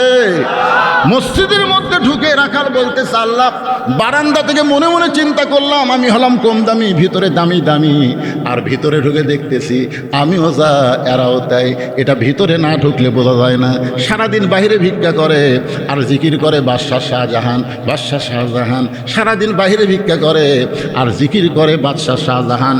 কিন্তু বইয়ের বুদ্ধি শুনে ফকির একদিন বাদশাহ শাহজাহানের কাছে গিয়ে দেখে বাদশাহ শাহজাহান সিংহাসনে নাই, মসজিদের মধ্যে ঢুকেছে।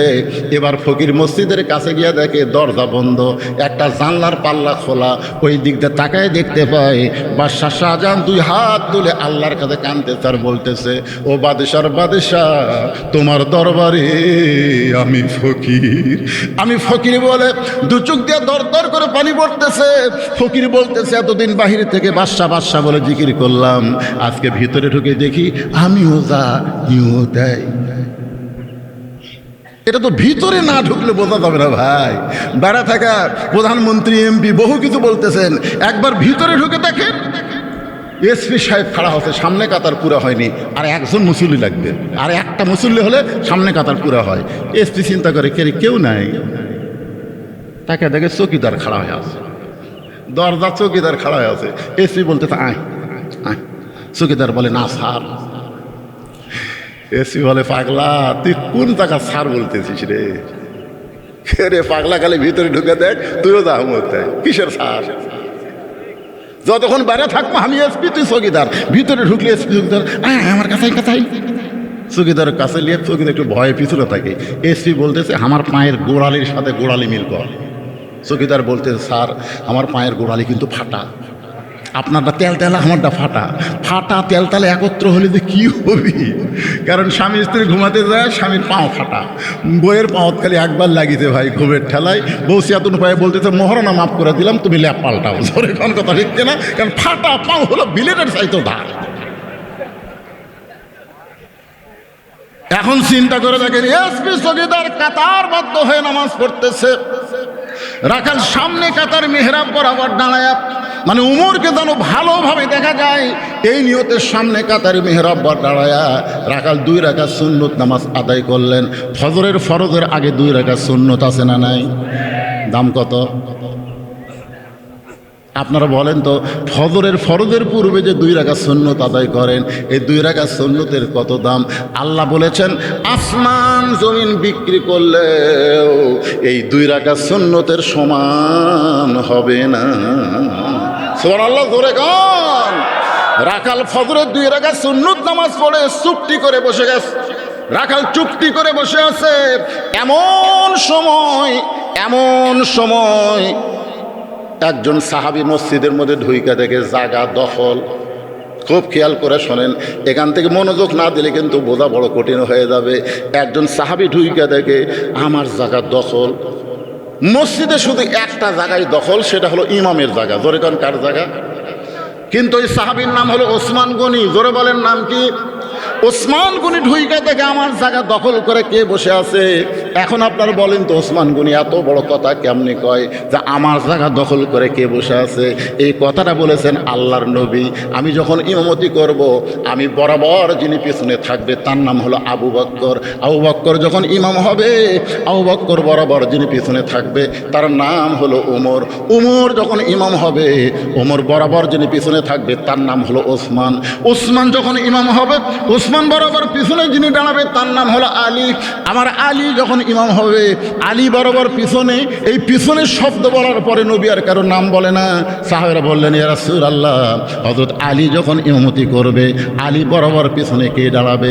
সঙ্গে সঙ্গে নবী বললেন মা ইয়ান্তিকু আনিল হাওয়া ইন হুয়া ইল্লা ওয়াহয়ুন ইউহা। আমি রাসূল বলতে পারি না যতক্ষণ আল্লাহ না বলাই। ওই আলী পর্যন্তই বলার হুকুম দিয়েছে।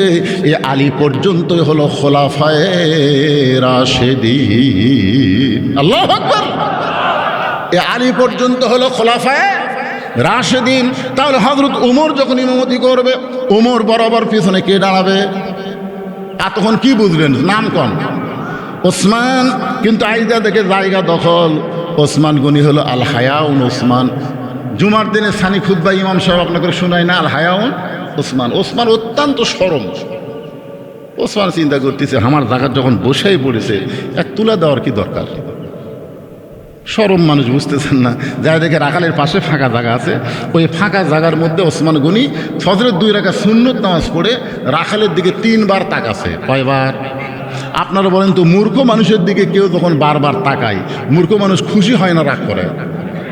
আমার গাড়ির সাথে একটা অটো ভ্যান বাজা দিবেন লিসে, মানে বাজা দিলি কেকড়া যাবি, আর ওই রং সাইজ করবে গেলে আমার 30,000 টাকা খরচ হবে। ওর অটো ভ্যানের সাইজে রং করতে বেশি খরচ হবে। আমি খালি জানলার কাঁচ ডাউন করে খালি তাকাছি। ভ্যানার কাছে, হুজুর গাড়ির চড়ে বেড়ানো মশান মারতেছেন, মানে একবার তাকাছি দেখাই গরম। এই জন্য শিক্ষিত মানুষের দিকে আপনি বারবার তাকান, সে গরম হবে না, আর মূর্খ মানুষের দিকে তাকাইলেই গরম। ওসমান গনি কয়বার তাকাছে? 3 বার তাকাইছে, কারণ কোনোদিন সামনে কাতারে দেখে নাই, আজকে প্রথম দেখতেছে। এই জন্য শরম বেশি হওয়ার কারণে, শরম যদি না থাকে তাহলে এইভাবে তাকিয়ে থাকবি, এটা কার বউ রে, তো ভালোই রে, মানে তাকিয়ে আছে। এই শালার কোনো শরম নাই। আর যার শরম আছে, হঠাৎ যদি কোনো মেয়ে মানুষ চোখে পড়ে যায়, কুল্লিল মুমিনিনা ইয়াগুদ্দু মিন আবসারিহিম, চোখ পড়ে গেছে, সাথে সাথে তার নজর নিচের দিকে যাবে, আর একবারও তাকাবে না। জোরে কোন কথা ঠিক কিনা? ভুল কর্মে একবার যদি আপনি দেখেন, আল্লাহ আপনাকে মাফ করে দিবে। আর যদি তাকিয়েই থাকে, কি আপনাদের পাড়ার মধ্যে কার বউ সুন্দর? যদি কারো নাম বলতে পারেন, হুজুর আমাকে এই মন্ডল পাড়ার মধ্যে অমুকের বউ সবচাইতে সুন্দর, বিশ্বাস করেন যার বউ সুন্দর করছেন ওই স্বামী কোনোদিনও জান্নাত যাবে না, কোনোদিনও জান্নাতে যাবে না। আর দাইস লা ইয়াদখুলুল জান্নাহ, দাইস কোনোদিন জান্নাতে যাবে না। দাইস হলো ওই সকল পুরুষ যাদের অধীনে নারীরা পর্দা করে। আর বউ সবচাইতে সুন্দর গ্রামের মরদ মানুষ জানলো কেমনে? আর কথা নেই। আসল জায়গাত গেছে মানে আল্লাহ, মন খারাপ করতেছেন। আল্লাহ, আমার মন্ডল পাড়ার মা বোনদের জন্য কিছু ওয়াজ করা লাগবে না কন? আল্লাহ কোরআনে বলেছেন, ফাকরনা ফি বুয়ুতিকুন্না ওয়ালা তাবাররাজনা তাবাররুজাল জাহিলিয়াতিল উলা। ও মায়েরা, একটু ধৈর্য ধরেন, এই আয়াতের উপরে আমি আলোচনায় আসতেছি। এবার 3 বার ওসমান গনি তাকানোর সঙ্গে সঙ্গে রাখাল বলে, এই মিয়া বারবার আমার দিকে তাকাও মিয়া। যেই কইছে নরম মানুষ ভয়ে খাড়া হয়ে গেছে। হায় হায়, এটা একটা কথার সাইজ। এই মিয়া বারবার আমার দিকে তাকাও মিয়া, মসজিদে জোরে কথা বলাই যাবি না। আর যে জোরে মারছে, ভয়ে খাড়া হয়ে বলতেছে, কে ভাই আপনার পরিচয় কি? বলতেছে, আমার পরিচয় হলো আমি রাখাল, আমি বারান্দার নামাজ পড়ি। আজকে দেখার জন্য আসছি, দেখা হলেই চলে যাবো, তোমার ঠেকা পড়িনি কষ্ট করে এই জায়গাতে আসা। কারণ যারা বারান্দার নামাজ পড়ে এরা কোনোদিন কষ্ট করে সামনে কাতারে যাবি না, কারণ গেলি আটকে পড়বি। জোরে কোন কথা ঠিক কিনা? হ্যাঁ, যেই বলেছে আমি রাখাল, সঙ্গে সঙ্গে ওসমান গনি মুচকি মুচকি হাসতেছে। কারণ রাখাল যারা হবে তাদের ভাষা নরম হলে চলবে না, রাখালের ভাষা গরম হওয়া লাগবে। আপনি যদি গরু ছাগলে রাখালি করেন, আপনার গরু ঘাস বাদ দিয়ে আবাদের দিকে যাচ্ছে, আপনি যদি পিছন থেকে বলেন, বাবা গরু, ও বাবা গরু, ওদিকে যাস না বাবা, ওইদিকে আবাদ আছে বাবা, এরকম বাবা বাবা করলে আপনার গরু শুনবে। আর যদি বলে, এই গরু, আর এক ধাপ যদি সামনে পাও তুলিস, এই যে হাতের লাঠি দেয়, গরু কিন্তু মানুষের চাইতে বেশি শোনে। ধরে কোন কথা ঠিক কিনা? এখন রাখালি করবার গেলে একটু গরম হওয়ার দরকার আছে না নাই? আল্লাহ রাসূল বলেছেন, কিয়ামত পর্যন্ত প্রত্যেকটা অভিভাবককে আল্লাহ রাখালের দায়িত্ব দিয়ে প্রেরণ করেছে। কিয়ামত পর্যন্ত প্রত্যেকটা অভিভাবককে আল্লাহ রাখালের দায়িত্ব দিয়ে প্রেরণ করেছে। এখন আমরা যারা অভিভাবক, আমরা চিন্তা করতেছি, আমার তো গরু নাই, আমার তো ছাগল নাই, আমি কার রাখালি করব? আপনার বলেন তো, কার রাখালি? আপনি চোখ বন্ধ করে দেখেন, আছে আপনার বাড়িতে 50 বছরের একটা গাভী আছে, মানে আমারটার বয়স কেবল 50 বছর চলতেছে, এই জন্য কোনো খাই। আমার বাড়িতে মনে করেন আপনাদের বাড়িতে 22 বছরের একটা আইডিয়া আছে,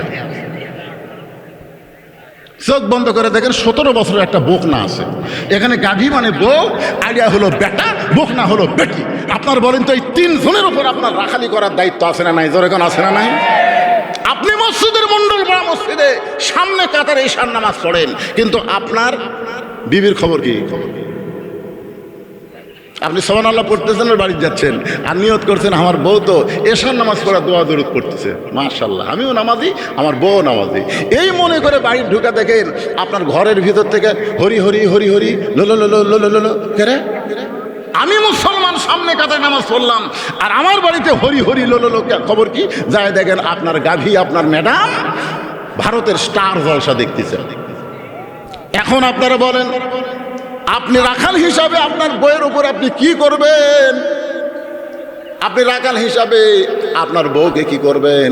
হেলাব্যান্ডি দিয়ে মারবেন নাকি? মারার দরকার নেই, আস্তে করে রিমোট কন্ট্রোল দিয়ে টিভি বন্ধ করে বইয়ের সামনে বসে বলবেন, বিবি তুমি কি জানো যেই দেশের চ্যানেল দেখতেছো ওই দেশের নাম হলো ভারত। এই ভারত আমাদের 400 বছর পুরাতন বাবরি মসজিদ ভাঙ্গা ওই জায়গায় রাম মন্দির বানাচ্ছে। যারা মুসলমানের মসজিদ ভাঙ্গা রাম মন্দির তৈরি করে তাদের দেশের চ্যানেল দেখা যায় নাই। বউ তখন কানবার বলবে, স্বামী গো, ভারত যে মসজিদ ভাঙ্গা রাম মন্দির বানাচ্ছে এই কথা আপনি কোনোদিন আমাকে বলেন নাই, আজকে যখন বলেছেন এখন থেকে ভারতের চ্যানেলকে আমি তালাক দিয়া দিলাম। আপনি জোহরে নামাজ পড়ে যেই বাড়িতে গেছেন, বউ বলতে দেরি করা যাবে না, তাড়া থেকে খাবার দেবো, বসেন। আপনি ডাইনিং টেবিলে বসে গেছেন, বউ এখন খাবার দিচ্ছে, আল্লাহ বিসমিল্লাহ আল্লাহ বারিক লানা ফিমা রাযাকতানা ওয়াকিনা আযাবান্নার, বিসমিল্লাহ বরকাতিল্লাহ বলে কেবল মুখত দিবেন, ইতিমধ্যেই আপনার ইমান বলতে কে রে তুই যে খাচ্ছিস তোর বউ।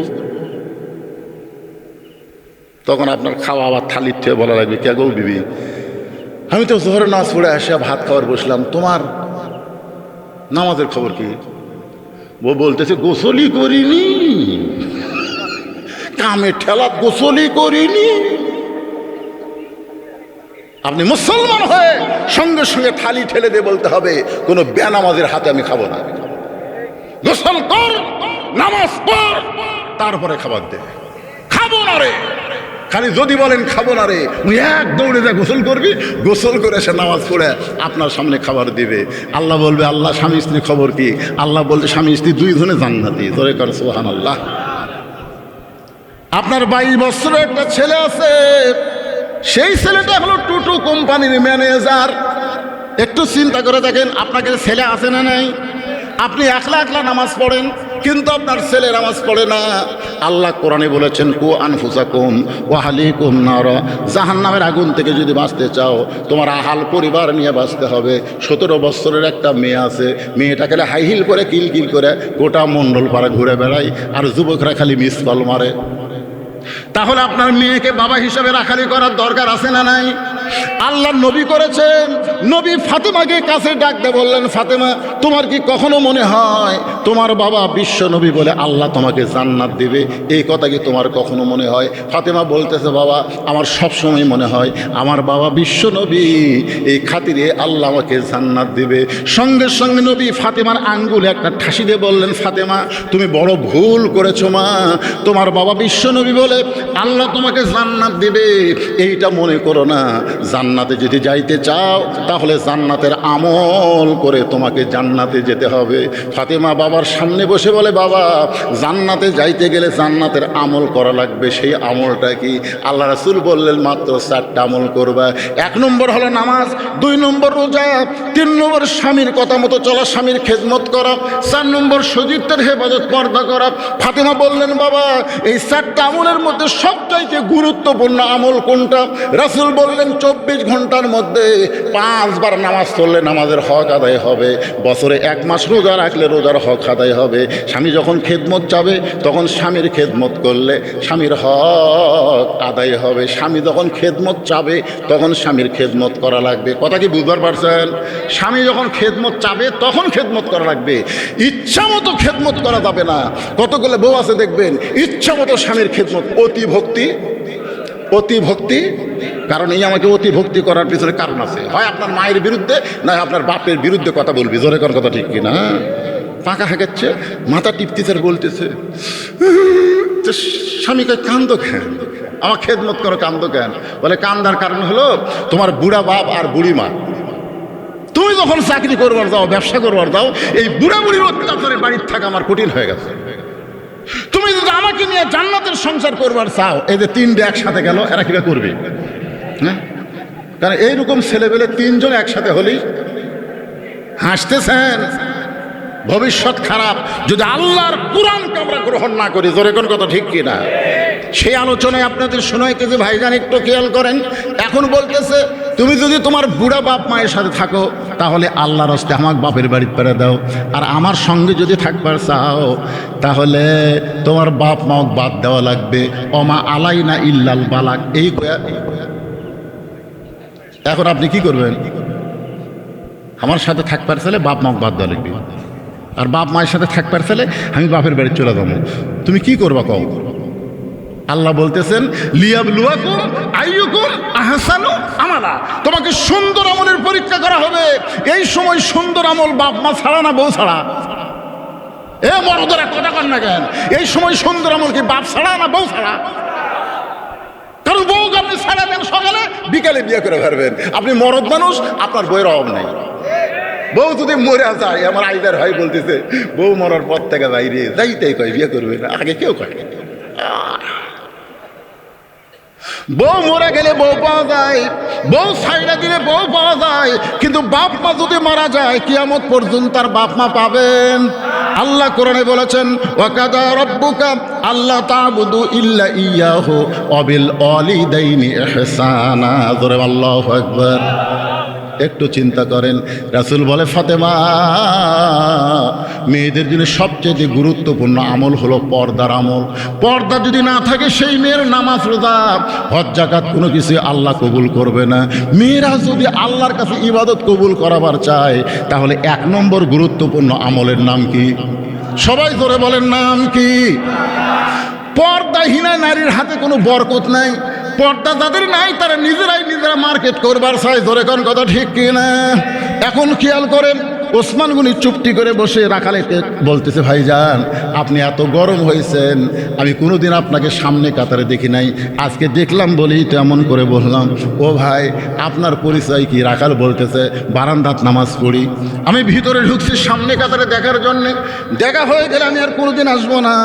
ওসমান গনি বলে, ভাইজান আজকে কি আপনার দেখা হবে? রাখাল বলতেছে, আমার চোখের পাওয়ার ভালো, অনেক দূরে উর্দুম বাজায়, তারপর আমি দেখতে পাই, আর এখানে দেখা যাবে না তার মানে? ওসমান গনি বলতেছে, ভাইজান কয়েক বছর হলে সামনে কাতারে নামাজ পড়ি, এখন পর্যন্ত দেখতে পাইলাম না, এখন পর্যন্ত দেখতে পাইলাম না। রাখাল চুম করে বলতেছে, আমার দিকে তাকান তো দেখি, আপনার চোখের খবর কি? এবার তাকায় দেখে ওসমান গনির চোখের মনি ঠিক আছে। রাখাল চোখের সামনে লোক লিয়া যায়, ওসমান গনি চোখ বন্ধ করে। রাখাল বলতেছে, তাহলে কয়েক বছর হলে সামনে কাতারে নামাজ পড়েন, এখন পর্যন্ত দেখবার পান না, কারণ কি? ওসমান গনি যাকে দেখার জন্য সামনে কাতারে নামাজ পড়ে, তিনি হলেন নামাজের মালিক আল্লাহ। আল্লাহ রাসূল বলেছেন, আনতাবুদুল্লাহ কাআন্নাকা তারাহু ফাইন লাম তাকুন তারাহু ফাইন্নাহু ইয়ারাকা। যখন তুমি ইবাদতের মধ্যে শামিল হবে, ইবাদতের মালিক আল্লাহকে দেখতে পাবে। আল্লাহ যদি দেখা সম্ভব না হয়, আল্লাহ তোমাকে দেখতে, এই বিশ্বাস তোমার কলিজার মধ্যে আসবে। তাহলে ওসমান গনি সামনে কাতারে নামাজ পড়ে কাকে দেখার জন্যে? সবাই জবান খুলে বলেন, কাকে? আর রাখাল সামনে কাতারে আইছে কাকে দেখার জন্যে? উমরকে দেখার জন্যে। কিন্তু বুঝবার পারেনি মূর্খ মানুষ। ওসমান গনিকে বলতেছে, ভাইজান সত্যি যদি আপনি দেখবার না পারেন, তাহলে আমার হাত ধরেন, আমার হাত ধরেন ভাই, আমি নিজেও দেখব, আপনাকেও দেখায় দিব। সঙ্গে সঙ্গে আল্লাহর কোরআন ওসমানের সামনে এসে বলতেছেন, ইয়া আইয়ুহাল্লাযীনা আমানুত্তাকুল্লাহা ওয়া কুনু মা'আস সাদিকিন। আল্লাহু আকবার। রে ঈমানদারেরা, আল্লাহর ভয় যদি কলিজার মধ্যে রাখতে চাও তাহলে তোমরা সত্যবাদীদের সাথী হও, সত্যবাদীদের দল করো, সত্যবাদীদের সাথী হও। মা'আস সাদিকিন, সত্যবাদী কারা? আল্লাহর কোরআন থেকে কথা বলে যারা, তারাই হলো সত্যবাদী। মানুষের কথা যারা বলে এরা হলো মিথ্যাবাদী। মানুষের তৈরি সংবিধান ডক্টর কামালের লেখা, এর মধ্যে গোজামিল আছে, এর মধ্যে সন্দেহ আছে, এর মধ্যে ভুল আছে, কিন্তু আল্লাহর পাঠানো কোরআন সংবিধানের মধ্যে কোনো সন্দেহ নাই, কোনো ভুল নাই, কোনো গোজামিল নাই। জোরে কোন কথা ঠিক কিনা? আল্লাহ বলতেছে ইমানদারেরা আল্লাহর ভয় যদি কলিজার মধ্যে রাখতে চাও, অকুনু মা'আস সাদিকিন, সত্যবাদী তোমরা সাথী হও। ওসমান গনি মনে মনে কয়, আল্লাহ নিজের যোগ্যতায় কোনোদিন তোমাকে দেখবার পাইলাম না, আজকে যখন এমন একজন আল্লাহর বান্দা পাইছি, সে নিজেও দেখবে এবং আমাকেও দেখায় দিবে। ওসমান গনি মহাব্বত করে রাখালের হাতটা ধরে বসে আছে। কিছুক্ষণ পরে যখন জামাতের সময়, ধরে গান কিসের সময়? জামাতের সময় হয়েছে, এমন সময় মুয়াজ্জিন দাঁড়িয়ে বলতেছেন, কাতার সোজা করো। আপনার বলেন তো মুয়াজ্জিনের পাওয়ার আছে না নাই? এখন আবার আর একটা যোগ আছে, মোবাইল বন্ধ করো। মুয়াজ্জিন কিন্তু দুই দিকে তাকায়। আপনারা দেখছেন এই কথা কয়ে মুয়াজ্জিন দুই দিকে তাকায়। মুয়াজ্জিন যখন দেখে যে সব কাতার সোজা করতেছে, তখন মুয়াজ্জিন মনে মনে কয়, বেতন কম হলে কি হবে রে, আমার কথার দাম আছে। সবাই যখন মোবাইল অফ করতেছে, সাউন্ড অফ করতেছে, তখন মুয়াজ্জিনের মশান বাড়ে না? এখন বাড়ে না? মুয়াজ্জিন যেই মাত্র আকামত শুরু করেছে, এমন সময় হযরত ওমর মেহরাবের মধ্যে ঢুকতেছে। এখন আপনারা চিন্তা করে বলেন তো, হযরত ওমর মেহরাবের মধ্যে ঢুকতেছে কোন দিক দিয়ে? কারণ আল্লাহর কোরআন দিয়ে যখন রাষ্ট্র চলবে, প্রত্যেকটা নেতারাই মসজিদের ইমাম হওয়া লাগবে। সুবহানাল্লাহ বলেন। তাহলে দরজা দিয়ে যদি হযরত ওমর আসবার চায়, আর প্রত্যেকটা সাহাবী যদি মনে করে নবীর পরে নবী হওয়ার যোগ্যতা আল্লাহ তাকে দান করেছে, তার হাতের সাথে খালি একটু হাত লাগাবো, 1 লাখ 2 লাখ সাহাবী যদি হাত লাগাবার চাই, উমর ফারুক মেহরাবে আসবার পারবি? এই জন্যে বড় নেতা হওয়ার কারণে মেহরাব বরাবর পাশে একটা ছোট্ট ঘর আছে, ওই ঘরের মধ্যে হযরত ওমর রেস্ট করতেছে। যেই মাত্র মুয়াজ্জিন আকামত দেওয়া শুরু করেছে, ওমর ফারুক মেহরাবের মধ্যে ঢুকে পড়ছে। যেই মেহরাবের মধ্যে ঢুকেছে, ওসমান গনি রাখালের ডান হাত ধরে আছে, আর রাখাল বাম হাত দেখালি বলতেছে,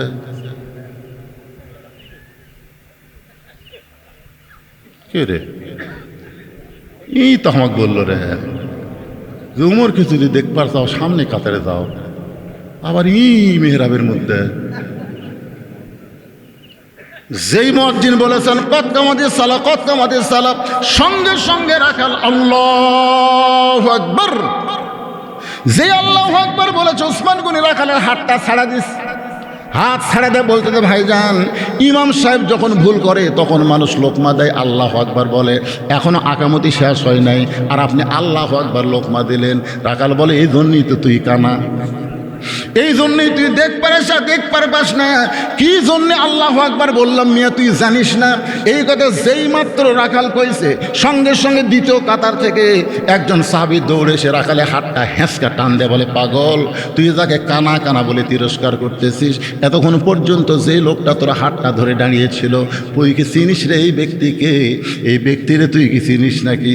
রাখাল বলতেছে, আমি বারান্দাত নামাজ পড়ি, আমি ভিতরের কাউকে চিনি না। সাহাবী কান্দার বলে, পাগল রে, যাকে তুই কানা কানা বলে তিরস্কার করতেছিস, সে হলো নবীর ডবল জামাই ওসমান গনি। আল্লাহু আকবার। এখানে যারা উমরা করেছেন, হজ করেছেন, অবশ্যই আপনারা জান্নাতুল বাকির মধ্যে প্রবেশ করেছেন। জান্নাতুল বাকির মধ্যে যখন প্রবেশ করবেন, প্রবেশ করার সর্বপ্রথম যেই কবরটা, এই কবরটাই হলো ওসমান গনির কবর। ভাইরা যারা উমরা করেছেন, হজ করেছেন, তারা আমার সঙ্গে একমত হবেন। ওসমান গনির কবরের পাশে যখন দাঁড়াবেন, কিছুক্ষণ দাঁড়িয়ে থাকেন, দেখবেন আপনার গোটা দেহ ঝিঞ্জি ধরার মতন হবে। কারণ মাত্র 2.5 হাত 3 হাত নিচেই একটা জীবিত মানুষকে আল্লাহ কিয়ামত পর্যন্ত শোয়া রাখছে। কারণ আল্লাহ কোরআনে বলেছেন, ওয়ালা তাকুলু লিমা ইউকতালু ফি সাবিলিল্লাহি আমওয়াতুন বাল আহইয়াউ ওয়ালাকিন লা তাশউরুন। ওসমান গনি আল্লাহর কোরআন যখন লিখতেছিল, ওই কোরআন লেখা অবস্থায় পিছন দিক থেকে অতর্কিত তাকে হামলা করে হত্যা করে একজন শহীদ ওসমান গনি জান্নাতুল বাকির প্রথমেই শুয়ে আছে। বাজান গ, আল্লাহর নবীর হলো ডবল জামাই। যেই মাত্র কইছে, ওই রাখাল চিৎকার করে বলতেছে, হায় রে হায়, আমি বারান্দায় নামাজ পড়তাম, আমি মসজিদের মধ্যে কোনোদিন ঢোকার সাহস পাইতাম না, কিন্তু ওই পথিক আমার সর্বনাশ করছে। ওমর ফারুকের দিকে আঙ্গুল দেখায় বলতেছে, ওই পথিক আমার সর্বনাশ করেছে। ওই পথিক আমারে কইছে, ওমরকে যদি দেখবার চাও তাহলে ফজরের নামাজ সামনে কাতারে আদায় করো।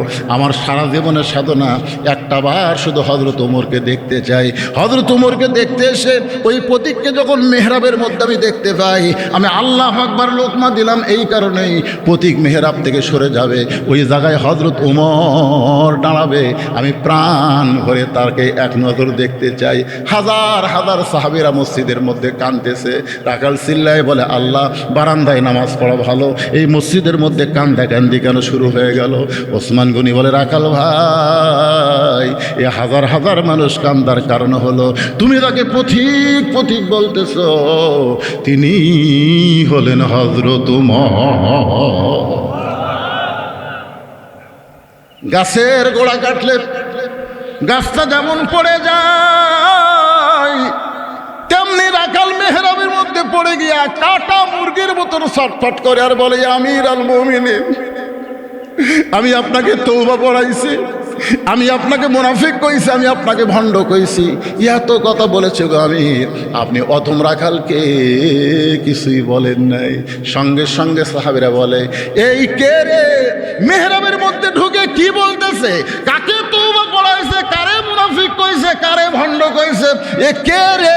সমস্ত সাহাবী চিৎকার মারছে, কারণ যে ওমর সম্পর্কে বলা হয়েছে জান্নাতি 10 জনের 2 নম্বরে হযরত ওমর, নবী হওয়ার পরে নবী হওয়ার যোগ্যতা হযরত ওমর। আল্লাহ রাসূল বলেছেন, আমি হলাম ইসলামের প্রচারক আর ওমর হলো ইসলামের প্রসারক। জোরে কোন সুবহানাল্লাহ। আর সেই মানুষের সামনে কে রে তওবা পড়াইছে, মুনাফিক কইছে, ভণ্ড কইছে, এই কে? সবাই যখন চিৎকার করে উঠছে, ওমর ফারুক জোড়হাত করে বলতেছেন, আতিউল্লাহ ওয়া আতিউর রাসূল ওয়া উলিল আমরি মিনকুম, আল্লাহর আনুগত্য করো, নবীর অনুসরণ করো। আমি যদি তোমাদের আমির হই, আমাকে কি তোমরা মানো? সমস্ত সাহাবী বলতেছে, 1000 বার মানি, 1 কোটি বার মানি। ওমর ফারুক বলতেছে, তাহলে একটু ধৈর্য ধরো, আমাকে তওবা পড়াইছে, আমাকে মুনাফিক কইছে, আমাকে ভণ্ড কইছে, অবশ্যই এর বিচার হবে, অবশ্যই বিচার হবে। তাহলে আকামত দেওয়া যখন হয়ে গেছে, তখন আগে বিচার দেখবা না আগে নামাজ পড়বা? তোমরাই সাহাবীরা বলো, হয়েছে বন্ধ করে দিয়া, আগে এর বিচার দেখবা না তোমরা নামাজ আদায় করবা? সবাই বলতেছে, দুনিয়ার সমস্ত কাজের আগে হলো নামাজ। ধরে কোন কথা ঠিক কিনা? ওমর ফারুক বললেন, তাহলে 2 রাকাত ফজরের ইমামতি করার পরে অবশ্যই বিচার হবে, তবে বিচার মানুষের তৈরি আইন দেওয়া হবে না, বিচার হবে আল্লাহর কোরআন দিয়া। ধরে কোন সুবহানাল্লাহ। কারা কারা কোরআনের বিচার দেখবেন? 2 হাত তোলা, আল্লাহকে হাত দেখান, লিল্লাহে তাকবীর, হাত নামান। এই যে এখন আমরা খালি বলি ডক্টর ইউনূস, এই লরম মানুষ, এই বুড়া মানুষ, এই তো কিছু করবার পারবে না। আমি কিন্তু গত বছর 5 আগস্টের পরে 2-4টা মাহফিল আমি বলেছি যে ইউনূস নবীরে খাইলো মাছেতে গিলিয়া, ফেরেশতা পাঠাইলেন আল্লাহ এসমে আজম দিয়া, দমে দমে সে হরদম, পরে সে এসমে আজম। এই গজলটা কয়ে বলছি যে মাছ যখন ইউনূসকে হজম করা পারেনি, ভারত যতই চেষ্টা করুক আমাকে ডক্টর ইউনূসকে হজম করে পারবি না। তোর কোন কথা ঠিক কিনা? এই বুড়া শেষে একটা খেল দেখালো ভাই। আর্মিকের মধ্যে যারা হাসিনা সহযোগিতা করেছে সব পায় না। ও বাবা রে, বুড়া রে, তুই যে তলে তলে। আপনারা মনে করতেছেন আগেই ভোট দিবি, কি বুঝতেছেন? বেশি কিছু কোয়া যাচ্ছে না, যা করছি করছি, আমদাদে বুঝালেন, বাড়ির যা চিন্তা করেন, এটি চিন্তা করার দরকার নেই। এই করছি তো না। ওসমান গনি দাঁড়িয়ে আছে, খুব খেয়াল। উমর ফারুক বললেন, আগে নামাজ, নামাজের পরে আমাকে তওবা পড়াইছে, আমার মুনাফিক কইছে, আমাকে ভণ্ড কইছে, অবশ্যই বিচার হবে, বিচার হবে। ইন্নাল্লাহা ইয়ামুরুকুম আন তুআদ্দুল আমানাতি ইলা আহলিহা ওয়া ইযা হাকামতুম বাইনান নাস আন তাহকুমু বিল আদল। জোরে কোন সুবহানাল্লাহ। বিচার হবে আল্লাহর কোরআন দিয়ে, আল্লাহর কোরআন দিয়ে বিচার হবে। কিন্তু আল্লাহর আইন দিয়ে যখন দেশ চলবে, তখন দেশটা কেমন হবে একটু মনোযোগ দিয়ে শোনেন।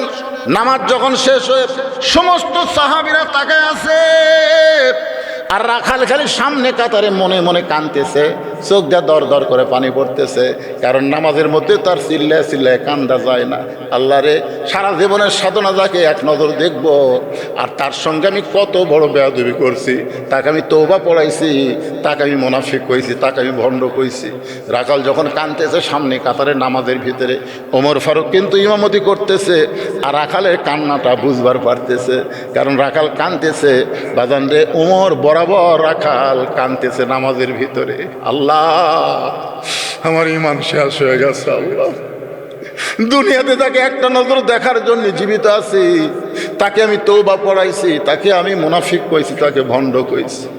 নামাজ যখন শেষ হয়ে যায়, সমস্ত সাহাবীরা যখন উমরের দিকে তাকায় আছে, উমর ফারুক এক টানে ওই বসে থাকা রাখালকে এক টানে উপরে তুললেন। তোলার পরে রাখালকে বুকের মধ্যে জাপটে ধরে রাখালের কপালে একটা চুমা দেয়। সমস্ত সাহাবীরা বলে, আমিরুল মুমিনিন, বিচারের নামে আপনি আমাদের কি দেখালেন? যেই লোকটা নিজেই বলতেছে আপনাকে তওবা পড়াইছে, আপনাকে মুনাফিক কইছে, আপনাকে ভণ্ড কইছে, আর আপনি তাকে বুকের মধ্যে নিয়ে কপালে চুমা দিলেন। ওমর ফারুক বলে, সাহাবীরা রে, রাখালের এত কথা হজম করার পেছনে কারণ হলো আমি রাখালকে দেখি নাই, রাখালের ভিতর আমার আল্লাহর কোরআন দেখা যায়। আল্লাহর কোরআন শুধু ওয়াজ শোনার কিতাব না, আল্লাহর কোরআন শুধু ওয়াজ করার কিতাব না, আল্লাহর কোরআন হলো বাস্তবে আমল করার কিতাব। জোরে বলেন কথা ঠিক কিনা? এই জন্য আল্লাহ বলেছেন সামিনা ওয়া তাআনা, শুধু শুনলে হবে না, এইটা গ্রহণ করা লাগবে। আমরা সবাই বলবো সব দেখা হলো শেষ, আগামীতে আমরা দেখব বাংলাদেশ আল্লাহর কোরআনের বাংলাদেশ। কারা কারা দেখতে চান একটু দেখার নিয়তে হাত তোলেন ভাইজান। আল্লাহু আকবার। আল কোরআনের আলো সংসদে জালো, কোরআন হাদিস যেখানে, দুনিয়ার মুসলমান লিল্লাহি তাকবীর। বিশ্বাস করেন 5ই সেপ্টেম্বর থেকে আমি ওয়াজ শুরু করছি। 501 টাকার কাছে ওয়াজ করছি জোগাড়পাড়া, আর প্রতিদিন দূরে দূরে ওয়াজ। চাপাই নবগঞ্জ করছি রাত্রে, তারপরে রাত করছি রাজশাহী, আগামীকাল আছে দিনাজপুরে। প্রতি রাত আমাকে ওয়াজ করতে হয় ভাইজান।